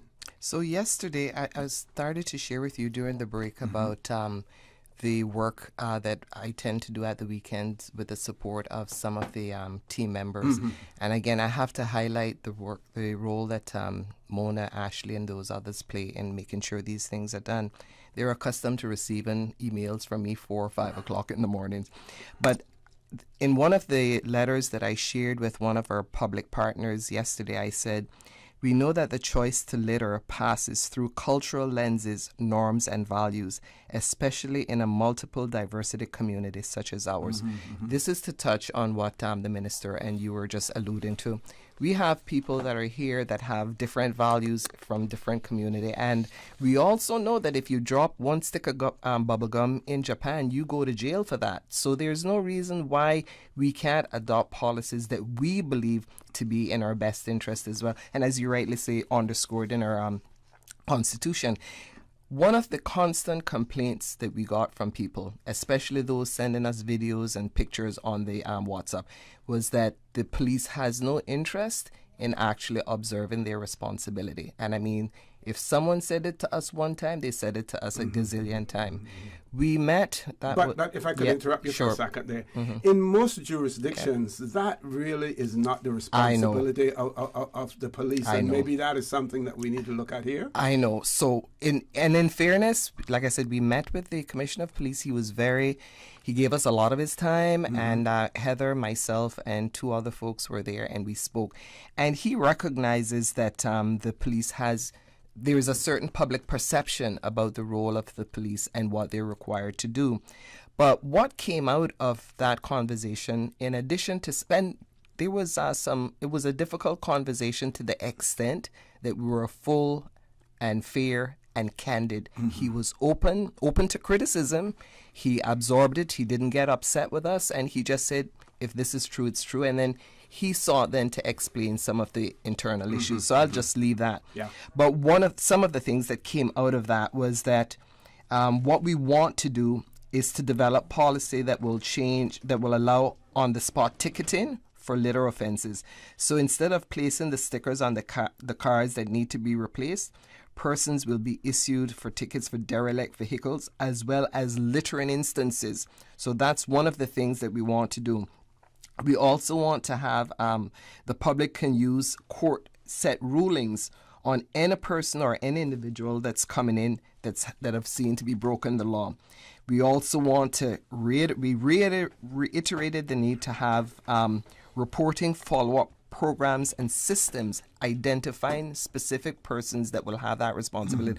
One of the things that the commissioner recommended was having somebody permanently employed by the BTF making sure that that person has certain authority to do certain things, and he would deputize that individual, giving that individual the necessary authority that they need to do. So these are some of the things that we want to do. And one of the complaints that we tend to get repeatedly from Mr. Sims, the young man that's in charge of the is that we don't have any property where we can actually put the there's insufficient vacant public lands, which we're looking into now, because that may or may not be so, where you can actually leave these cars. So what, in tandem with the minister, and certainly with the Minister for Health, we're looking at how best we collate all of this information, how best we review the legislation with the Solicitor General, and bring something under one policy that deals with this, as the Minister rightly alluded just now. But yeah. If I may, just to add on to the component about lands available for some of the initiatives that the committee has found. So, for instance, what is called forgive me, I forgot the name of it, where they take the vehicles to. Pound? A pound, car pound. Thank you so much. We are working closely with lands to see what lands government already have, because otherwise you'd have to go buy a piece of property. See what Crown land is available, to see if we can earmark it specifically for that purpose. Now, much of these initiatives is going to take legislative and regulatory changes in order for them to be implemented. And this is the purpose of the committee's goals and research. But it's going to mean that each minister is going to have to take on these suggested changes and do the necessary changes within the regulatory framework and legislative framework. So, for example, the police commissioner talked about deputizing an employed person to go and do some of these enforcements. Working with a constable as well. Yeah, but there's some of these parts that are fall in the various different parts of the legislation. So, for example, you have the litter law, public health law, the Public Lands Law Act, the Public Lands Regulations, the traffic law, the Towns and Countries Law, Penal Code, and the Immigration Act. So various different enforcers fall under different pieces of legislation. Now, if there was, if it can be done, and I'll be happy to hear from the legal drafting team, if there can be one individual or multiple individuals who can act under all of these different pieces of legislation to enforce the law for a ticketing purpose that's related to beautification and littering, then that would work perfectly. But we have to identify ways to those changes within the regulation. And I want to take this opportunity right now to ask the public, those who are listening, who finds this topic very important to the Cayman Islands, important to you as an individual, about cleanliness and beautification of this country. If you want to be a part of this movement, please reach out to us. You can contact us on btfcayman1@gmail.com. That's btfcayman1@gmail.com. We want more people to be a part of this committee because it does take a lot of work, and I want to take this opportunity right now. Madam Chair, thank you so much. I don't say it often enough, but I know the hours, and I mean, at this point, I'm quite sure it's past. And if you were to add up how many hours per week, she's probably gone into close to a month of literally hour per hour dedicated to this, because she finds it that important. Obviously, the acting minister, Ms. Heather, has committed to this as well, as long as all of the other members within the civil service and those who are appointed. But they need more support, because going into the potential policy changes and regulatory changes, you need legal minds, you need secretarial work, you need draft persons for papers and so forth to help each ministry get a direction of what the community is saying. So if you want to be a part of this, if you are of legal mind, if you are administrative focus, or you just, we have many committees out there for environmental protection. We need some environmentalists as well on this committee. So if you're interested, and the good news about this committee is not limited to a certain number. So I can add 50 people to this committee if I want to, via appointment by cabinet, and I'm happy to do so as minister because it falls under me. We need more support. We need more public pressure, not only in the public PR perspective, but, and forgive me for saying this, and I know my colleagues will understand where I'm coming from, we need pressure on ourselves. We want to hear you shouting and screaming that this is a problem and you want it fixed, because politicians respond to public behavior, and that's a simple fact. So if you want to be a part of this, please, I ask you, we have our Facebook page. Please go on Facebook and like and share our post there, but you can also send us a message through that. And for those who see crimes in related to littering, you can always email www.caymancrimestoppers.com for any infractions. And again, I want to repeat, please, if you want to be a part of it, BTF Cayman1@gmail.com. And if you can't get through that way and you just want to call the government building and say, can I speak to the Ministry of Tourism? I'm quite sure one of our PAs can answer, and you can say, the minister told me if I can be a part of this to call this number, and one of my staff will connect you to the committee in some way, shape, or form. For those who would like to report crimes, and you say, okay, then, well, how do I know what law is being broken? Again, think about this. Go back and replay the YouTube video if you need to. The laws are the Littering Law, the Public Health Law, Public Lands Act, Public Lands Regulation, the Traffic Law, the Towns and Community Law, the Penal Code, and the Immigration Act. These are the main sources of law and regulation that we're looking at. That's 8 of them. And if you want good bedtime reading, take them up. Take a look at them. You can go online to the Parliament website. They're all free electronically, and find the different sections, and you can say, hold on, John Doe over there is breaking the law because it falls under this section of the Littering Act. We all have to become little lawyers and little police officers ourselves to hold people accountable. And no matter who they are, they could be a politician, they could be a pastor, they can be your neighbor, they can be a visitor, they can be a work permit holder, they can be a generational Caymanian. We all have to be held accountable for where we're going in respect to beautification. Now, that'll finish on that rant. I and allow my chairperson to. I'll only just... I'm going to take the commercial break first, and then you're leaving us now? Or? Oh, no, we're not leaving. I wish we could go to 12 o'clock. No, okay. So we have a caller on hold. We're going to take the commercial break. When we return, we grab the call and then have Miss T continue. Folks, please stay tuned. For the record, we'll be back shortly. At Doctor's Hospital, we know life happens, and usually when you least expect it. So when unexpected medical issues arise, you need quality care close to home. Located in the heart of Georgetown, our accomplished team of physicians and medical staff treat minor urgent conditions such as migraines, chest and abdominal pain, shortness of breath, burns, broken bones, open wounds, and more. 24 hours, 7 days a week with no appointment necessary. Peace of mind is important when life happens. At Doctor's Hospital, we're always here just for you. Need to speak to someone? Call 949-6066.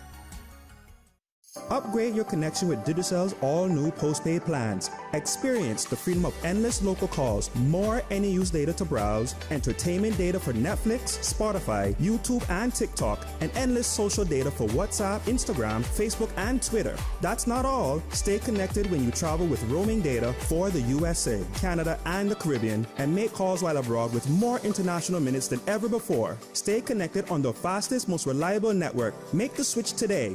Digicel, better connected. You know, as a little girl, I dreamt of traveling to faraway places and foreign lands. I tell you what though, no more dreaming. This summer, I'm going flying with Cayman Airways. How blessed are we in the Cayman Islands to have our very own national airline? Girl, you can fly to so many international destinations without the hassle of connecting flights. On top of Jamaica, Cuba, and Honduras, you got non-stop flights from Cayman to New York, Miami, Tampa, and even Denver, Los Angeles, and now Panama. Going to be a little cafe traffic con leche and Hollywood Squares for this old gal this summer. Make your travel dreams come true with Cayman Airways, offering non-stop flights for non-stop adventures in Panama, LA, and many more places in between. For details and to book, call 949-2311, contact a travel agent, or visit CaymanAirways.com. Did you know that once properly sanitized, some tinned food items may still be safe for consumption after coming in contact with floodwater? In order to properly sanitize these tins, always remove labels, and then wash tins in a strong detergent solution using a brush to get rid of excess impurities. Tins must then be immersed in a solution made of 2 tablespoons of chlorine bleach per gallon of water for 10 minutes. Ensure that containers are air dried before opening. For more post-hurricane food safety tips, visit DAH website at www.gov.ky/DAH. For the record with Orrett Connor. Initiating system. For information that matters. For the record with Orrett Connor. Continues right now on Radio Cayman. Good morning. Welcome back to For the Record. We're going to grab the caller that we had on hold. Caller, good morning. Welcome to For the Record. Hey, good morning, OC. How you doing? I'm fine. Good morning. Good morning. Good morning to the panel you have there. Good morning, sir. This is I wouldn't say back number 1, but anyway, that's what they consider me as. I don't know. I can't hold my as that, but Susan called me the bottle. Man, I'll hold to that one. One of the things I want to mention regarding the beautification of these 3 islands, and I've been over to Little Cayman quite often now. My son is buying a piece of property there, and I was so blown away with the way they keep that little island so clean. Like I told OC before, you don't find a piece of paper on the road, a can, nothing, absolutely nothing. But what has been disturbing me here on Cayman Brock is these gardeners that have these people working for them. They have no regards. And to implement, say that the police has power in to stop it or saying or doing. I don't see it here on the Brock happening because I see the police cross it over and often. Where these gardeners are using these weed whackers and the rocks are out in the road, the leaves are out in the road, and they're continually just messing the road up and hoping that cars blow the stuff off the road when they pass. For us to keep beautification in this island, everybody have to come together, whether Grand Cayman, Little Cayman, or Cayman Brock. The police has to do their job. If they see it, they have to stop and tell the people, listen, clear this off the road immediately because it's causing problems with people driving on the roads. The rocks are chipping up people's vehicles, and there's no consideration whatsoever what they are doing. They're only worrying about getting their work done, getting paid, and moving on to the other job to get as much done for the day as possible. I used to work after I used to do the roadside cleanup, and it was a disaster to know we put so much effort into the side of the road, and people just come and throw their personal belongings out. I stopped doing it. I went and I worked with DEH, and the people were still doing it. You would be surprised the stuff that I picked up while I was working for DEH off the sides of the road. I found women personal items that you wouldn't even want to even comprehend that you would find something like that on the side of the roads. So people have no consideration whatsoever for the place to be beautified. Right now we have a gentleman, Spot Bay, that beautified the entire Spot Bay. And it's a beautiful thing to see what he's doing. But you have some inconsiderate people, OC, that will just come and know that he's doing something and throw their garbage out on the side of the roads. But one of the main things I would like to topic about is these gardeners trimming people's yards and putting the stuff that in the yard in the roads. Okay. And they want, some of them may blow it off and the rest do not do it. And that is a problem. Thank you, caller. I just want to say I love you. I hope you're doing well with the family. I agree with you wholeheartedly. There needs to be some sort of framework of how gardeners operate. It's a common thing that you hear people calling in about landscapers cutting and then leaving the debris out in the road, which is governed under the National Roads Authority. So there is legislation that we can take and arrest the situation. but I think we need to do it in partnership with those that have that license. And one of the things that we spoke about on the Beautification Committee is potentially calling all landscaping companies together and say, listen, this is a growing concern. Please don't allow us to have to do the stick approach. Let's do a carrot approach. Mm-hmm. What can we do? Can there be guidelines that we create as a unit? Because there's a lot of landscaping companies in the Cayman Islands, Little Cayman, Cayman Braca, and Little Cayman, that you have to operate under. Because yes, weed whackers comes with its own dangers because it's a rotating belt or blade that things can be flicked. But there's protection guards that come on those machines. They need to be taught how to operate them. And if any debris goes out into the road, they're obligated under law, because then it becomes a littering act. I think what a call is talking about, though, is the fact that, let's for instance, they're cutting on the side of the road. They then take the blowers, instead of blowing the what they have cut inside and collected and disposing of it, they blow it out into I the agree, road. and I was just going to get to that point, which is the part that the caller was talking about is two areas: the blowing it into the road to create the littering component, and the weed whacker, and the weed whacker with the weed whacker, but also the rocks hitting cars. Yeah. So there's safety and there's littering. That's right. So in my mind, the safety component, maybe there's regulatory, we can create regulation to say any landscapers who are operating close to any road should put up, signs like what they do when they're doing any kind of road work. You're obligated to put up a sign say drive slow, work is in progress, or what have you, which alerts the driver to be cautious as work is going on, and also the person who's operating the machinery to be mindful. If there's a car coming, you stop and allow the car to continue, and then you go back to work. So that can help with the safety component. Now, in respect to the littering component, obviously, once there's any kind of cutting of the vegetation, you're obligated by law to go back into the road and blow back into the property where you then collect the debris and dispose of it as you would normally do. So my bottom line is that I think that a way to help resolve this, rather than having to try to do many infractions by ticketing and so forth of landscaping companies, would be bring them together and say, can we create, agree amongst yourselves the best practices, what is happening in other jurisdictions, particularly in the UK. They have it down packed on how you can operate in this kind of way. So we're reminded of it, and we're going to try our best from a Beautification Committee perspective on what's the best practices for landscapers. I'll stop there. And maybe and we want to thank the caller for that. Maybe something can be done with the issue of the trade and business license. Ms. T? Yeah, I was going to touch on two things, and thanking the gentleman again for the comments that he shared. I'll only say that under our penal code, for example, Section 164 provides that a person who burns any wood, shavings, rubbish, or sweepings, or throws any dirt or litter, like you were alluding to, and there's a whole bunch of other, they are committing a crime and liable to a fine of $2,000. And I know that when we've had conversations, we were thinking of increasing that $2,000 to $10,000. But when someone commits an offense under this particular piece of legislation, they can go to prison for 2 years. So there's the concern that people have that folks aren't paying attention to ensure that the legislation is actually enforced, which is one of the reasons why we have to meet with the Solicitor General, collate all of this information that we've put together to see what's the best, what makes sense to deal with this. And make the company, so just let me add this quick second. And make the company also liable, because that speaks about an individual.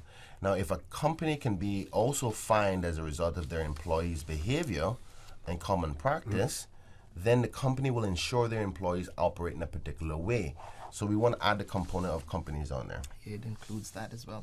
Or business, yes. Sorry, my apologies. No, that's fine. You couldn't have known that. Yeah. But I was also going to make a note about a comment that someone made about us needing to have a firmer hand when we need to shut down illegal garages with tangible measures, because that is a concern with not just garages, but all of these different pop-up business. And we have been working with the Trade and Business Licensing Committee to try and wrap our minds around that to see how best to do that. There's a whole bunch of stuff. Yeah. That's if I could say something about the garages, because this has to do with nation building and nation planning. Because we have developed as a country bit by bit in a very short period of time. We never really sat down and planned our country. We have some zones, but they're kind of ad hoc, where there's residential, there's commercial, and there's industrial. I personally believe, like I remember when I was younger, when one of my first cars, obviously not being able to buy a brand new car, I went to Florida, and there is a junkyard. There's a road for junkyards, and then like literally there's about 50 of them, and they're all next to each other, right? But when you're driving down that road, you'll never know it's a junkyard, right? And when I say junkyard, not because it's junk, it's actually parts. They've taken the cars apart, and they've calculated them and or cataloged them, and you can go in and say, I'm looking for this part for this vehicle, so forth.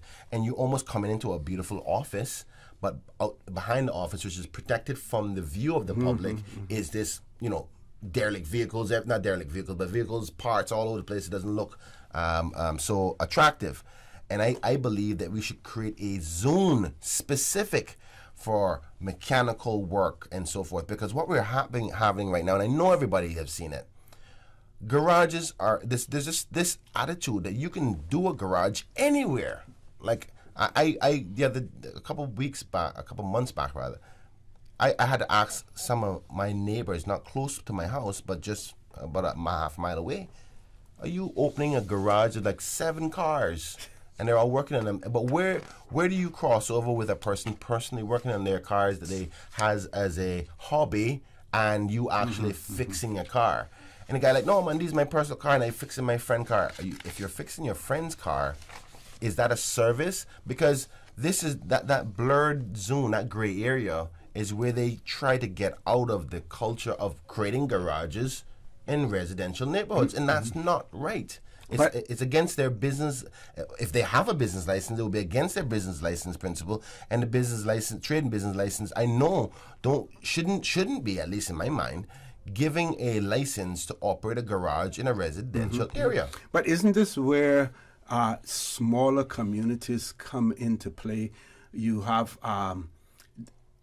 now we know that developments, it is easier because everyone is within a geographical confine. But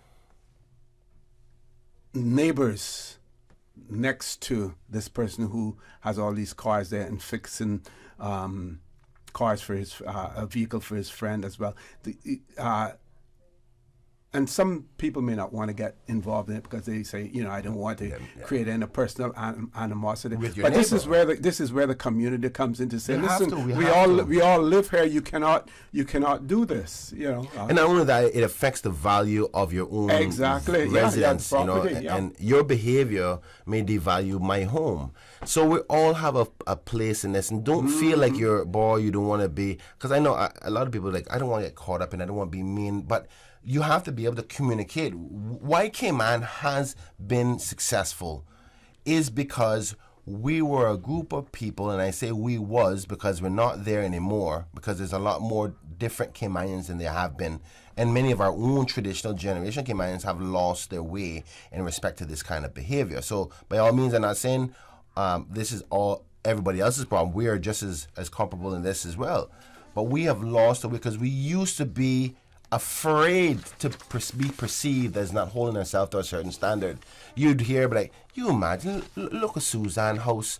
Boy, look at that. And Suzanne would be embarrassed to be walking around the street because people would be talking about the way her house is, or even her children got their pants pulled up properly. That culture and that self-expectation has faded. So we have to get it back. And the way you get that back is by recognizing there's more people that want you not to do what you're doing than there are. The fact that we're quiet empowers them to think that it's okay. Don't be quiet anymore. Tell them it is wrong, because it's affecting you may not feel it so much today, you as in the individual right now, But I can promise you, if we don't start talking now, the generation of your grandchildren will be living in a nasty, nasty country, and our economy will drop because nobody wants to come to a nasty island. Okay, we're going to take a commercial break. Folks, please stay tuned. For the record, we'll be back shortly. At Doctor's Hospital, we know life happens, and usually when you least expect it. So when unexpected medical issues arise, you need quality care close to home. Located in the heart of Georgetown, our accomplished team of physicians and medical staff treat minor urgent conditions such as migraines, chest and abdominal pain, shortness of breath, burns, broken bones, open wounds, and more. 24 hours, 7 days a week with no appointment necessary. Peace of mind is important when life happens. At Doctor's Hospital, we're always here just for you. Need to speak to someone? Call 949-6066. Your dream home starts with a vision, and often inspiration is at the heart of that vision. Brand Source Home Gallery's in-house designers are here to help bring your vision to life. Whether you're remodeling or building a new home, Brand Source Home Gallery is your one-stop solution. Explore their kitchen cabinets, sinks, faucets, bath fixtures, tubs, vanities, and more. Let Brand Source's designers help and inspire you with your next project. Call 623-5000 and schedule an appointment with a design expert at Brand Source Home Gallery, Dorsey Drive, Industrial Park, serving Cayman for 50 years. You know, as a little girl, I dreamt of traveling to faraway places and foreign lands. I tell you what though, no more dreaming. This summer, I'm going flying with Cayman Airways. How blessed are we in the Cayman Islands to have a very own national airline? Girl, you can fly to so many international destinations without the hassle of connecting flights. On top of Jamaica, Cuba, and Honduras, you got non-stop flights from Cayman to New York, Miami, Tampa, and even Denver, Los Angeles, and now Panama. Going to be a little cafe con leche and Hollywood Squares for this old gal this summer.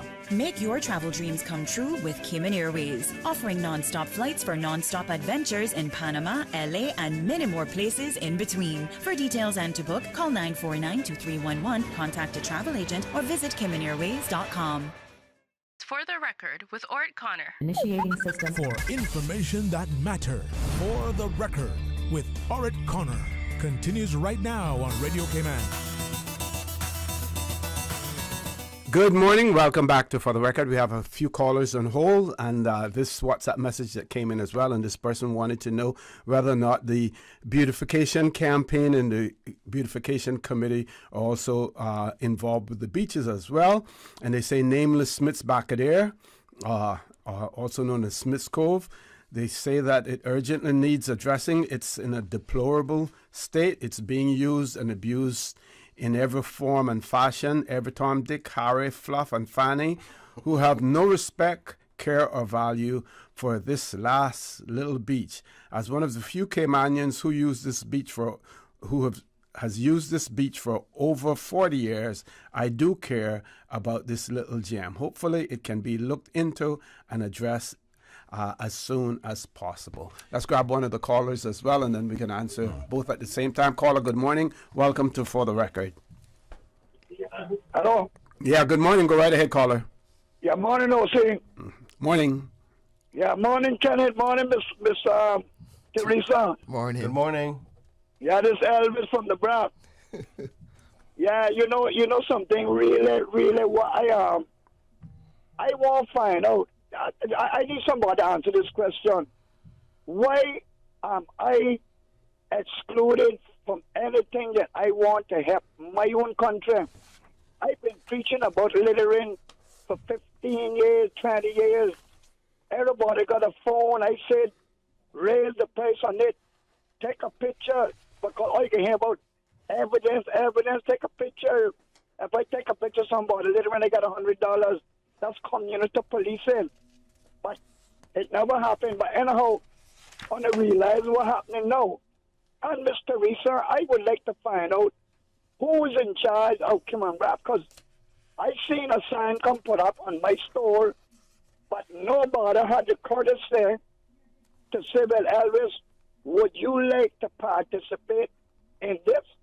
I am the one that goes around talking about the vehicles, what's going on. I am the one being hated. I love when people hate me for taking up for my country, you know. But since we getting down to the brass tacks now, please Mr. Kenneth, I hear when I'm talking, but look here. If you got people on work permit, when I had them on work permit, I told them, you in my island, make some money, enjoy yourself, respect who you are and where you are and who we are. You have to do that or you have to go. Yeah. Now, all of these licenses that people got a permit, if they break the law, you jack the license holder first. Them old people say you nip it in the bud. Don't bother about the work permit. The guy on permit. The one that has the license, your jockey license, right?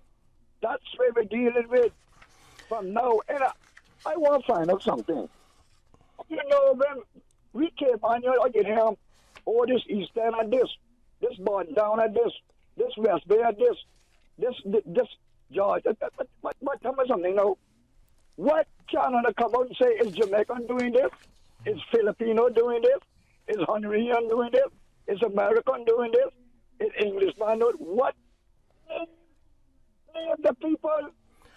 This is our country, brother. Mr. McKeever, I want to say thank you for your input. And I'm sorry if a sign has been erected at your location without your permission, but I do know that you have other family members involved in your operation, so maybe somebody else gave permission. But knowing that you are a person who supports cleanliness in Cayman Brac and all over the Cayman Islands, hopefully you would be cool with keeping the sign there. And also I'd like to ask, are you interested in becoming a member? Because I'm sorry that if nobody has listened to your voice before, but Kenneth Bryan is listening to your voice today. And we need as many members on board, particularly in Cayman Brac, because we only have one representative on the committee from Cayman Brac at the moment. And if you want to assist that member in the promotion and movement of the changes necessary, I'm certain I can add you to the committee over there. In respect to naming particular nationalities, I try my best to move away from that, even though I do believe some of the behaviors are driven by certain nationalities. But what I recognize is that cleanliness isn't specific, or lack thereof cleanliness isn't specific to any one nationality. So it doesn't make any sense to highlight a particular nationality. It may be more prominent within a particular nationality, but like say, for instance, derelict vehicles. Most people say, well, boy, it's an approach that comes from Jamaica where car repairs is a common thing. But that doesn't mean a Caymanian don't do it, or a Honduran don't do it, or a Filipino don't do it. So as much as we're tempted to do that, I don't think it's beneficial. I'm trying my best not to do it, even though every time I see a derelict vehicle or a man working on the side of the road, is usually a person from Jamaican descent. But that doesn't mean that it's all Jamaicans that do it. I mean, so Caymanians, I see many of my generational Caymanians starting to get into that habit too. So that's the reason why we're trying to move away from pinpointing nationalities. Remember now, we got to still make sure that we are a community that stays together. We don't want to divide people at the same time we're trying to resolve this problem. So that's the only reason why I don't specify that. But are you willing to be a part of it? All right, I think he's gone. He has my number, Mr. McKeever. If you're on board about being a part of it, please send me a message. I think he's still there. He's still there. He is? Okay. Yeah, okay. Minister Bryan. Yes, sir. Minister Bryan, with all due respect, right? Mm-hmm. Elvis Jeffrey McKeever was in your position, brother. I call in a spade a spade. Okay. You're in my contract. You're in my contract. Right? Mm-hmm. Right? Tell me something. Which nationality do you know in our country that is afraid to call a Caymanian lazy, is afraid to call a Caymanian fool? Which nationality? Ask the Jamaican, ask the fool. Caymanian fool, lazy. But the minister's question was whether or not you would be prepared to be involved in a more active format. From I was born, I don't know the member up here. That's how informed that I am. I promise somebody to be in communication with you later today. Thanks, Mr. Elvis. Okay, we want to thank the caller. Let's grab the next caller. Caller, good morning. Welcome to For the Record. Good morning. Good morning. Good morning. Minister, Madam Chair. I hope and pray everybody is blessed and all good. I am very blown away this morning with what I'm hearing regarding our commissioner being on board. That is awesome. That is so awesome. Now, my aspect is that I would like to see planning on board as well, because we have where properties are in need of maintenance of property. I reached out to planning last week regarding a property in West Bay right next to the road, matter of fact, on the route where we take tourists to West Bay on tour. And we have to cross this eyesore property where it has these tall hedges and garage work is going on. So I asked planning to do a maintenance of property planning, and responded to me, the compliance officer responded to me that it's the man's property and he has a fleet of taxis, which I don't know how that's possible, and a fleet of buses. So therefore, he works on his own personal vehicles, and they showed him paperwork of these said vehicles that are his own. So he personally works from his property. He does the mechanic work. At the end of the day, it creates an eyesore to the in the community, and it should not be, because if he should not be allowed to have all of these vehicles, derelict vehicles, pile up on his property, stating that they're his and he's working on them, when any blind body can see that it's an illegal garage that is happening over there. At the end of the day, it needs to be cleaned up. And working on one car is fine, but when you got all 10, 15, 20 vehicles on your property and you are the owner, or you claiming to be the owners of those vehicles, and doing mechanic work, of course it's going to create an eyesore, which shouldn't be. So I would like to see planning more active out there and involved. If we can get that same response like how we got from Commissioner, from planning, that would be awesome. Well, caller, if I can say, and thank you for highlighting it. Yes, there is much of the planning component that needs to be involved in the enforcement. As well, for example, unfinished homes or homes that have been destroyed in some way and just left the way they are for a long time. And a prime example of that is this issue of over a decade after Ivan with Hyatt Hotel, and the government had to intervene and ask them and took them to court to resolve the matter. So I get the principle of where you're coming from. I think what we need to do is work with planning to give them a better, clearer guidelines, because this gray area of personal operations and commercial operations is where advantage is being taken. And if for some reason the planning department isn't clear on what the government's position is in respect to, from a beautification perspective, maybe we need to give them clear guidance so they can know how to enforce. Because how do you resolve a matter when a personal individual who operates their own business has a number of vehicles in their yard? So maybe it could be something as simple as, we're not going to take away your right to have these number of vehicles in your yard, but you have to cover them or partition them away from public view if they're in a certain state. And then there's the other question is that if you have 10 vehicles and they're licensed vehicles and they're being operated on, that's a commercial exercise. And it then becomes, you're doing commercial activity, regardless if you're doing it yourself or not. You're doing it in a residential area, because it's not about because you are doing it, but it's the activity itself and where it's being done.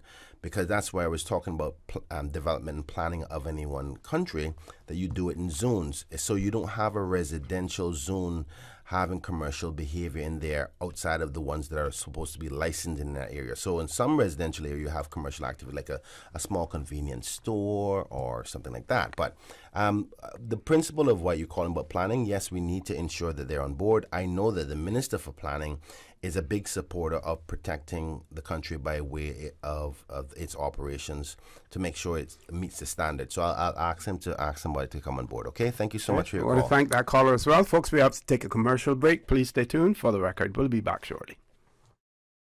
There you go, sir. Thanks for choosing JN Money Transfer. Boy, thanks to JN Money Transfer, I can stay right here in Cayman and pay mama bills back home in Jamaica. Her water, light, phone and other bills never late.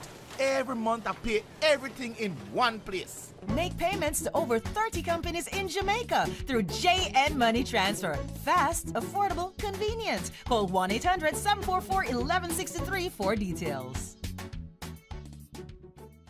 Are you feeling sick but don't feel ill enough to go to the doctor?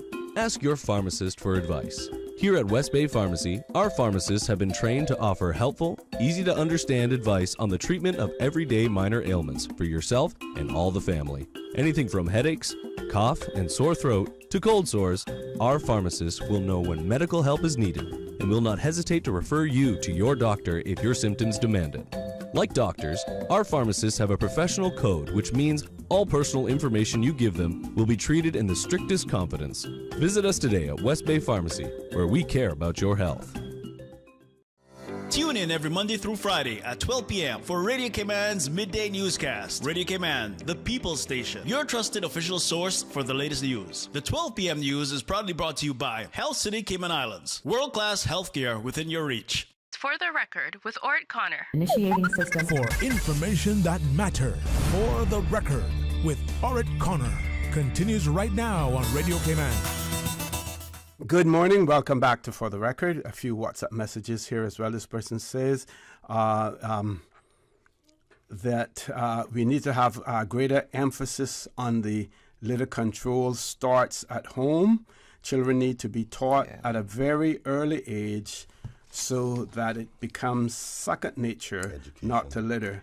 Get the schools on board with that campaign as well. And this other person says, please let the panel know that maybe if they activate the advisory district councils, they can help organize and manage district upkeep and cleanup activities as well. Very good, very good, very good. Yep. So I'll just touch on the point that the person made with respect to involving the kids. Mhm. We have a program that we're trying to roll out for that, and you will see in the coming days that we're going to invite kids to get involved with developing songs and poems and stuff like that we can use an earmark for the Department of Tourism, for example. So, and then we found some examples in other communities which we looked at as well. So they're going to get involved, and we're also going to have conversations with PTAs so that we engage them, bring them on board as well.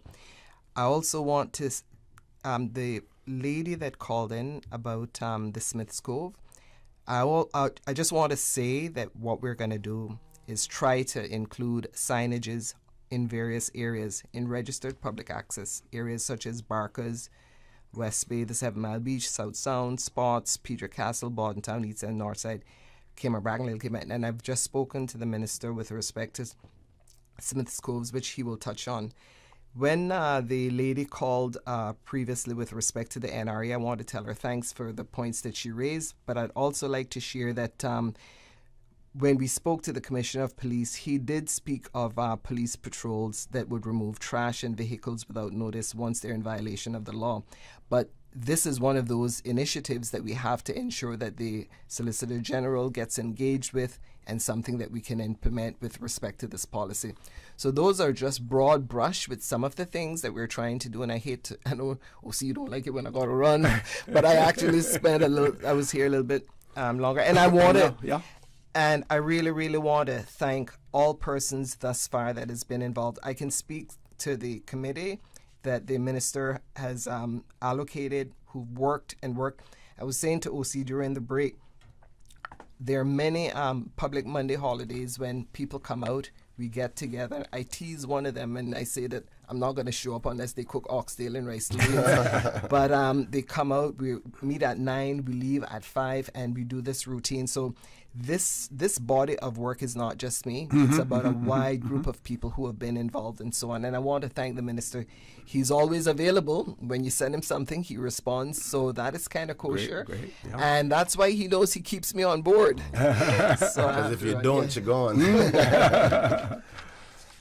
Before, Madam Chair, before you leave, there was the insurance component. Yeah. I think it's important because this will help us if owners realize that they won't be insured. If you would opine on that.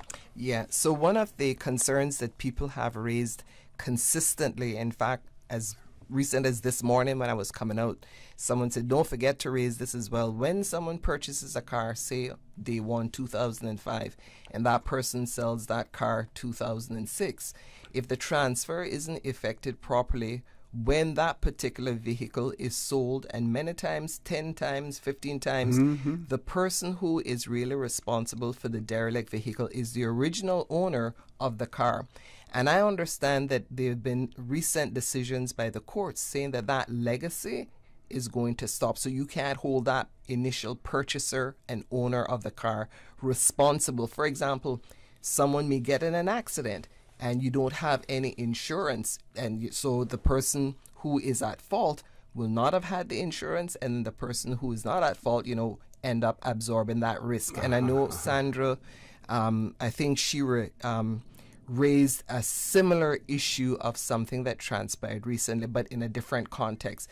But that is something that we have to look into, because in as much as the courts may have said that this legacy issue will no longer be applicable because it's for a number of reasons, once we start to educate the public about what is coming, we're changing that and going back to a situation where whoever owns that car has a responsibility to ensure that it's transferred properly and have all of the prerequisites to make sure that the second owner is in compliance with the law, so that if there's any kind of breach, whether the person gets in an accident or something else, they are held responsible. This legacy thing where no one is responsible, which seems to be endemic and a cultural way of being, that has to stop. Well, maybe we need to look at the whole process in when a vehicle is being transferred. That license plate should be surrendered, and if the original owner surrenders that license plate, then they're absolved from any responsibility. But basically what happens is, if you still have time on your insurance, you still have time on the registration, you know, it is common for them to say, okay, continue to drive, because and that shouldn't be allowed. Well, I want to highlight the fact of why it's important for the name of the new owner to be registered, because it's the only way for us to enforce. This is brought to our attention by the Department of Environmental Health, whereby they find a derelict vehicle and they try to find or look at the VIN number and go back to the original owner that's registered, and the person will say, I sold a car 3 or 4, 10 years ago. It's not my car anymore. And it's been since sold to 5 different people because nobody ever transfers it over. So that's the premise upon which why we're trying to enforce that transfers has to be registered every time. So in order for us to enforce derelict vehicles, we can hold the culprit, the person who did it. Because if the person sold, like say for instance, a person is leaving the island, car is not officially in their name, they bought it, but it's not officially in their name, leave it on the side of the road, get on the plane, they're gone. Yeah. Right? So that's why. And I think the best way to do this is, I hear your idea about surrendering license plates and so forth. People do that because it's cheaper. Right? You don't want to have to buy new plates. Now that may be more revenue for government, but I don't want to become a hurdle. What I would say is this: to incentivize anybody who sells a vehicle to say, put in a ruling like this to say, any car owner who sells a vehicle within 6 months who do not transfer the vehicle to the new owner is guilty of an offense of X and is liable to a fine of X or imprisonment. And that way, the person who originally owned it will make sure, in their own best interest, if you go on and sign off a contract and say, Miss Pitcairn, you buying my car from me for $6,000, but don't worry, you're going to transfer it yet. We can deal with that a little bit later on, but just give me the money now. Between you and I I'm gonna, as the previous owner, I'm gonna make sure that, listen, we go down there together and get this thing transferred to you within 6 months, because if not, I'm gonna be in trouble. That way we force the original owner to get the car transferred. And maybe they might say, boy, you know what, I'm not selling you the car until we do it officially and send it over right away. I think 6 months may be too far, actually. I think you might keep it down to 3 months, but we'll ensure, without getting any other hurdles of costings of license plates, because you want the transfer from one vehicle to the other to be easy. If you have to go through to relicensing it, carrying in the license plates and all that, it's just cost and time.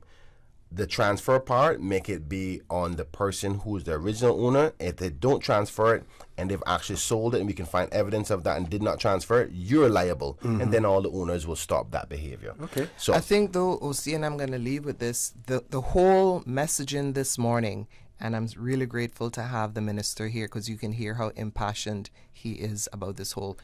This is no dog whistle. We are sending a message about how serious we are about littering and all this stuff.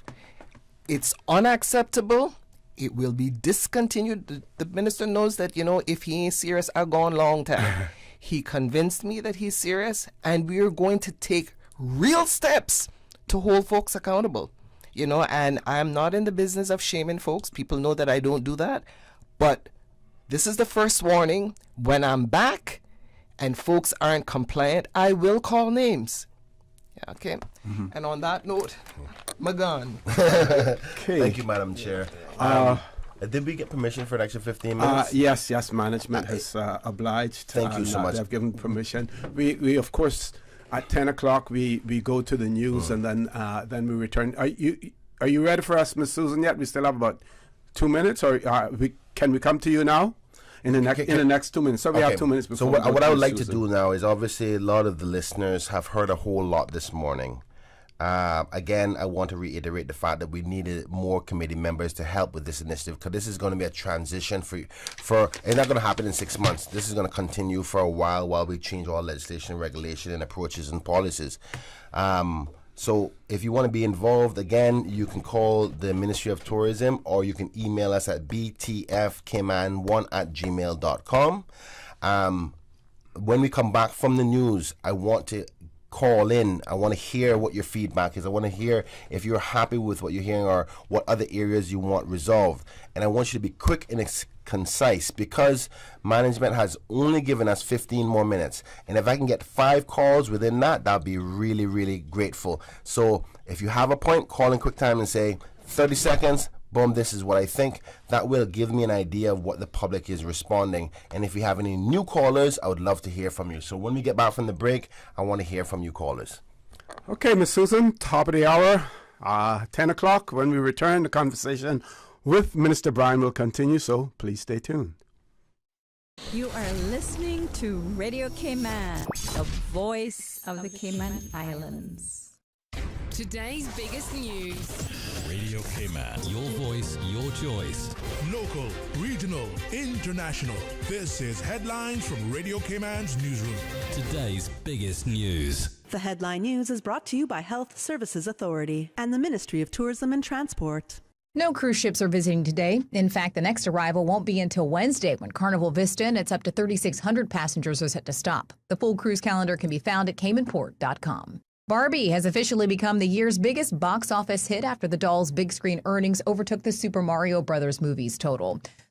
The Barbie movie, which sees Margot Robbie's titular toy swap her pink fantasy home for the real world, has now made $1.38 billion globally.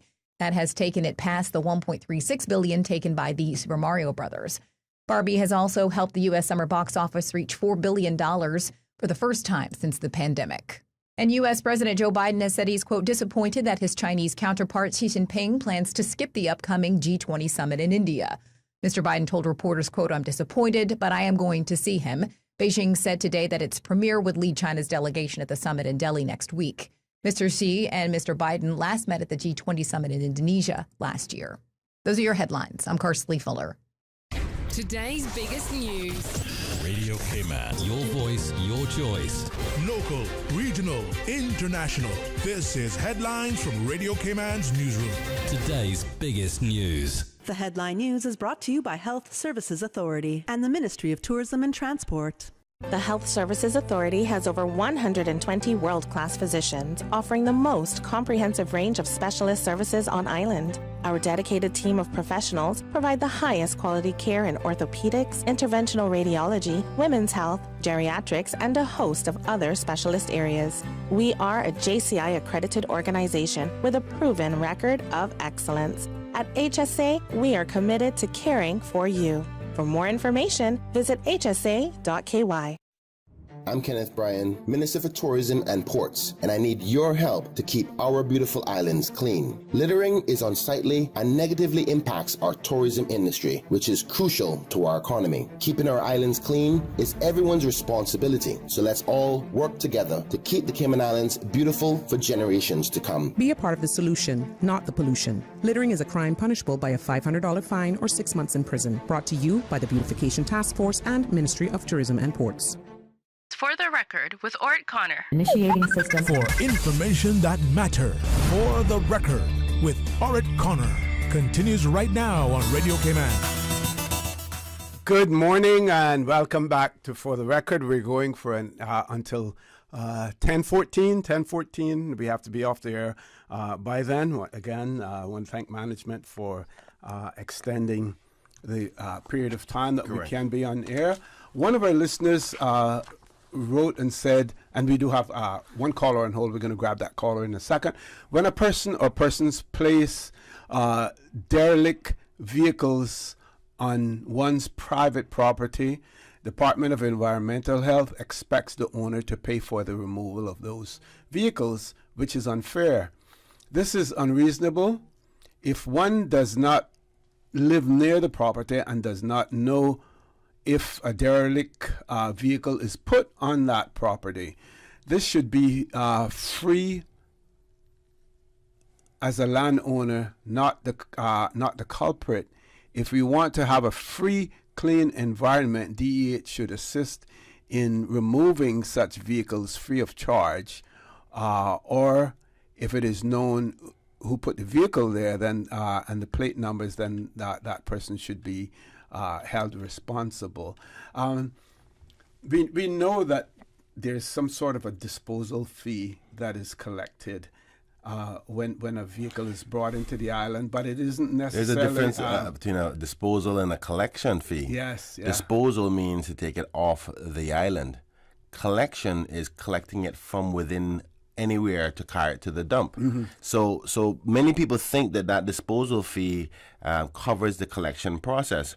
What should happen according to proper process is when you're finished with your vehicle, you no longer want it, you transport it to the dump, and they will dispose of it. That's why it's called a disposal fee, not collecting it and then disposing it. Yeah. There's two different things. So whether it should be free or not, somebody should be charged. If that's the case, then we're going to tax the people if the government has to cover it, because if the amount of vehicles that need to be taken away on average at about $125 to remove it, we could be spending a whole lot of money within the millions of dollars.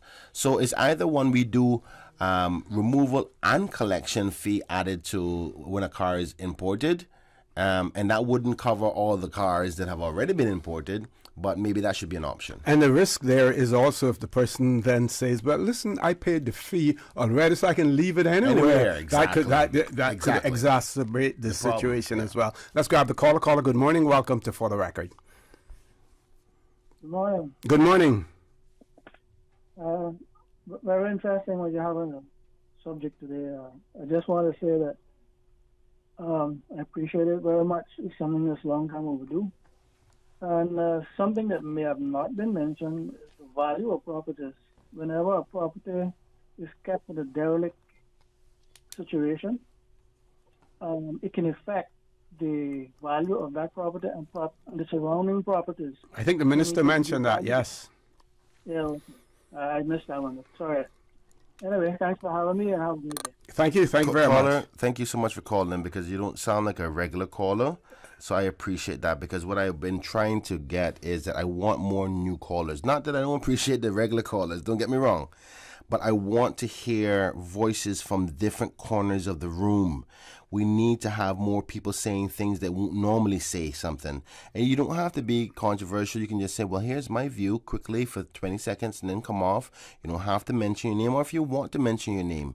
I think that we want to get more engagement from the public. One quick thing, unless we have another caller, is that from a littering perspective, there's something called noise pollution as well, whereby I went to the governor's house on Saturday for this young waiters and young bartenders competition.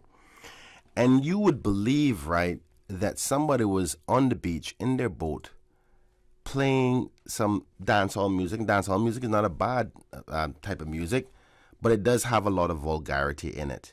And I'm sitting there listening to the governor give her speech with a bunch of audience and young participants and so forth. And predominantly, most of the people there were not Caribbean or New Caymanians, and thank God they didn't understand the language in the song, because they would have been so embarrassed. And I was embarrassed because I'm a Caribbean person. I know what reggae music sound like, and I know what they were saying, but they were just playing it so loud, and I'm going, do this person not know that you're next to you don't even have respect for the governor's house anymore? And I was so upset. And anyway, getting to my point of noise pollution, we don't have, I've talked about this even when I was in opposition, talking about the necessary instruments of police having access to these decimal readers and being able to hold people account from having loud music. But not only loud music, but the type of music you can play in public. If you want to have in your own home, in a confined space, words that say F this and shoot that and all that kind of stuff, that's your business. But you can't do it in a public domain. I'm so tired of carrying like I remember when I had my daughters, I'd go to a place and hear songs that were negative in its messaging, and I didn't want my children hearing that. I believe that to be noise pollution and should be stopped. So content of what kind, if it can't play on the radio, you shouldn't be playing it in the public. Sorry. Ms. Susan, you said the caller is still with us? Caller? Go right ahead. I just want to say something. Mr. Minister, glad you called me. My name is Blake Hurston. I'm a fifth-generation Caymanian, and I don't hide from nobody. So I'm glad you called me. And now you're talking about music. I'm 30 years in music as a live musician, and I am strongly offended by the category of music that is being played publicly, especially by DJs. And this is loose. It's been that way a long time. We tried to correct it, but I don't think we had enough strong arm to do it. I'm glad you're bringing up the subject. I'm also a member of the Cayman Music Association Executive Council. So, I'm very proud that you're bringing up this subject. It's long time overdue. Loud music. I live on Crew Road, just across the Interpretation Highway on the Crew Road side. And yesterday I heard loud music across the street. Well, if I say it bothered me to an extent where it was unrestful, I'll be telling you a lie, because I didn't hear it that loud. But when I went outside, my son said to me, who's having a party today? And I said, what do you mean? So you hear that music over there? So I'm sure the neighborhood across the street, they hear it much stronger than I was hearing it. So those things are existing, and it seems like nobody has any care about it from the general public. Well, here's what I'm going to ask of you, Mr. Blake, and thank you for calling in. I really appreciate the recognition of us highlighting this as a concern. Being a part of the Music Association, I would like the Music Association to write us a letter as a committee, because as a grouping together, rather than one person, gives more strength to the position. So if the Music Association is offended by this and think it's a threat to good music development in our community, and you want it to be arrested, write it to the Beautification Committee. You can address it either to the chairperson of the Beautification Committee, Beautification Task Force, or to myself as minister, and I'll also put that in the report so action can be taken. Because I personally think from the ICTA law that music should be considered as radio playable or not radio playable. In other jurisdictions, you can't just play any kind of music you want in the public domain, because you don't have to even curse to send a negative message. If you had a song that said, kill yourself, kill yourself, kill yourself day, kill yourself, kill yourself, you can literally affect people's minds. There's a limit to free speech. Exactly.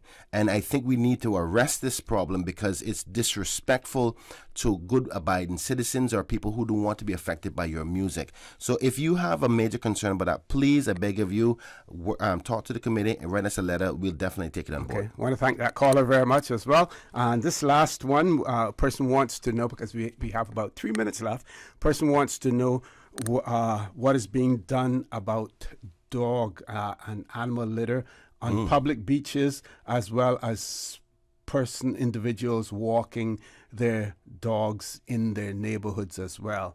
And I would just add to that New York years ago adopted something called the pooper scooper law, whereby if you walk the dog, you either went with a plastic bag or with a scooper, and you the droppings you have to pick it up. You have to pick it up as well, and whether or not this will be covered. Well, if it isn't, I want it to be.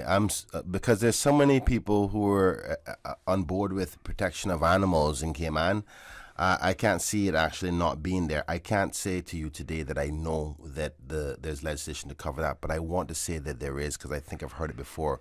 So I'll be happy to respond to that another time. And if it isn't, I will make sure that it becomes a part of our radar in respect to the Beautification Task Force. Yep. OC, in the event of realizing I got a minute and 30 seconds, I'm going to say thank you so much for allowing me to be on. I hope to be back on again and some other committee members to talk further about this because this isn't going away.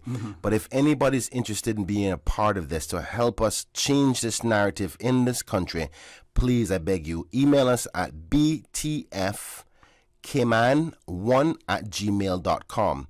And if you're not an email type of person, you want to be on the phone, you can call the Ministry of Tourism. Ministry, not the Department of Tourism, Ministry of Tourism, and they'll put you through to either my PA or the Chief Officer's PA, and they will take your details, and then we'll get somebody from the committee to call out. What we need is persons to help, not people just come on and say this is what the problem is.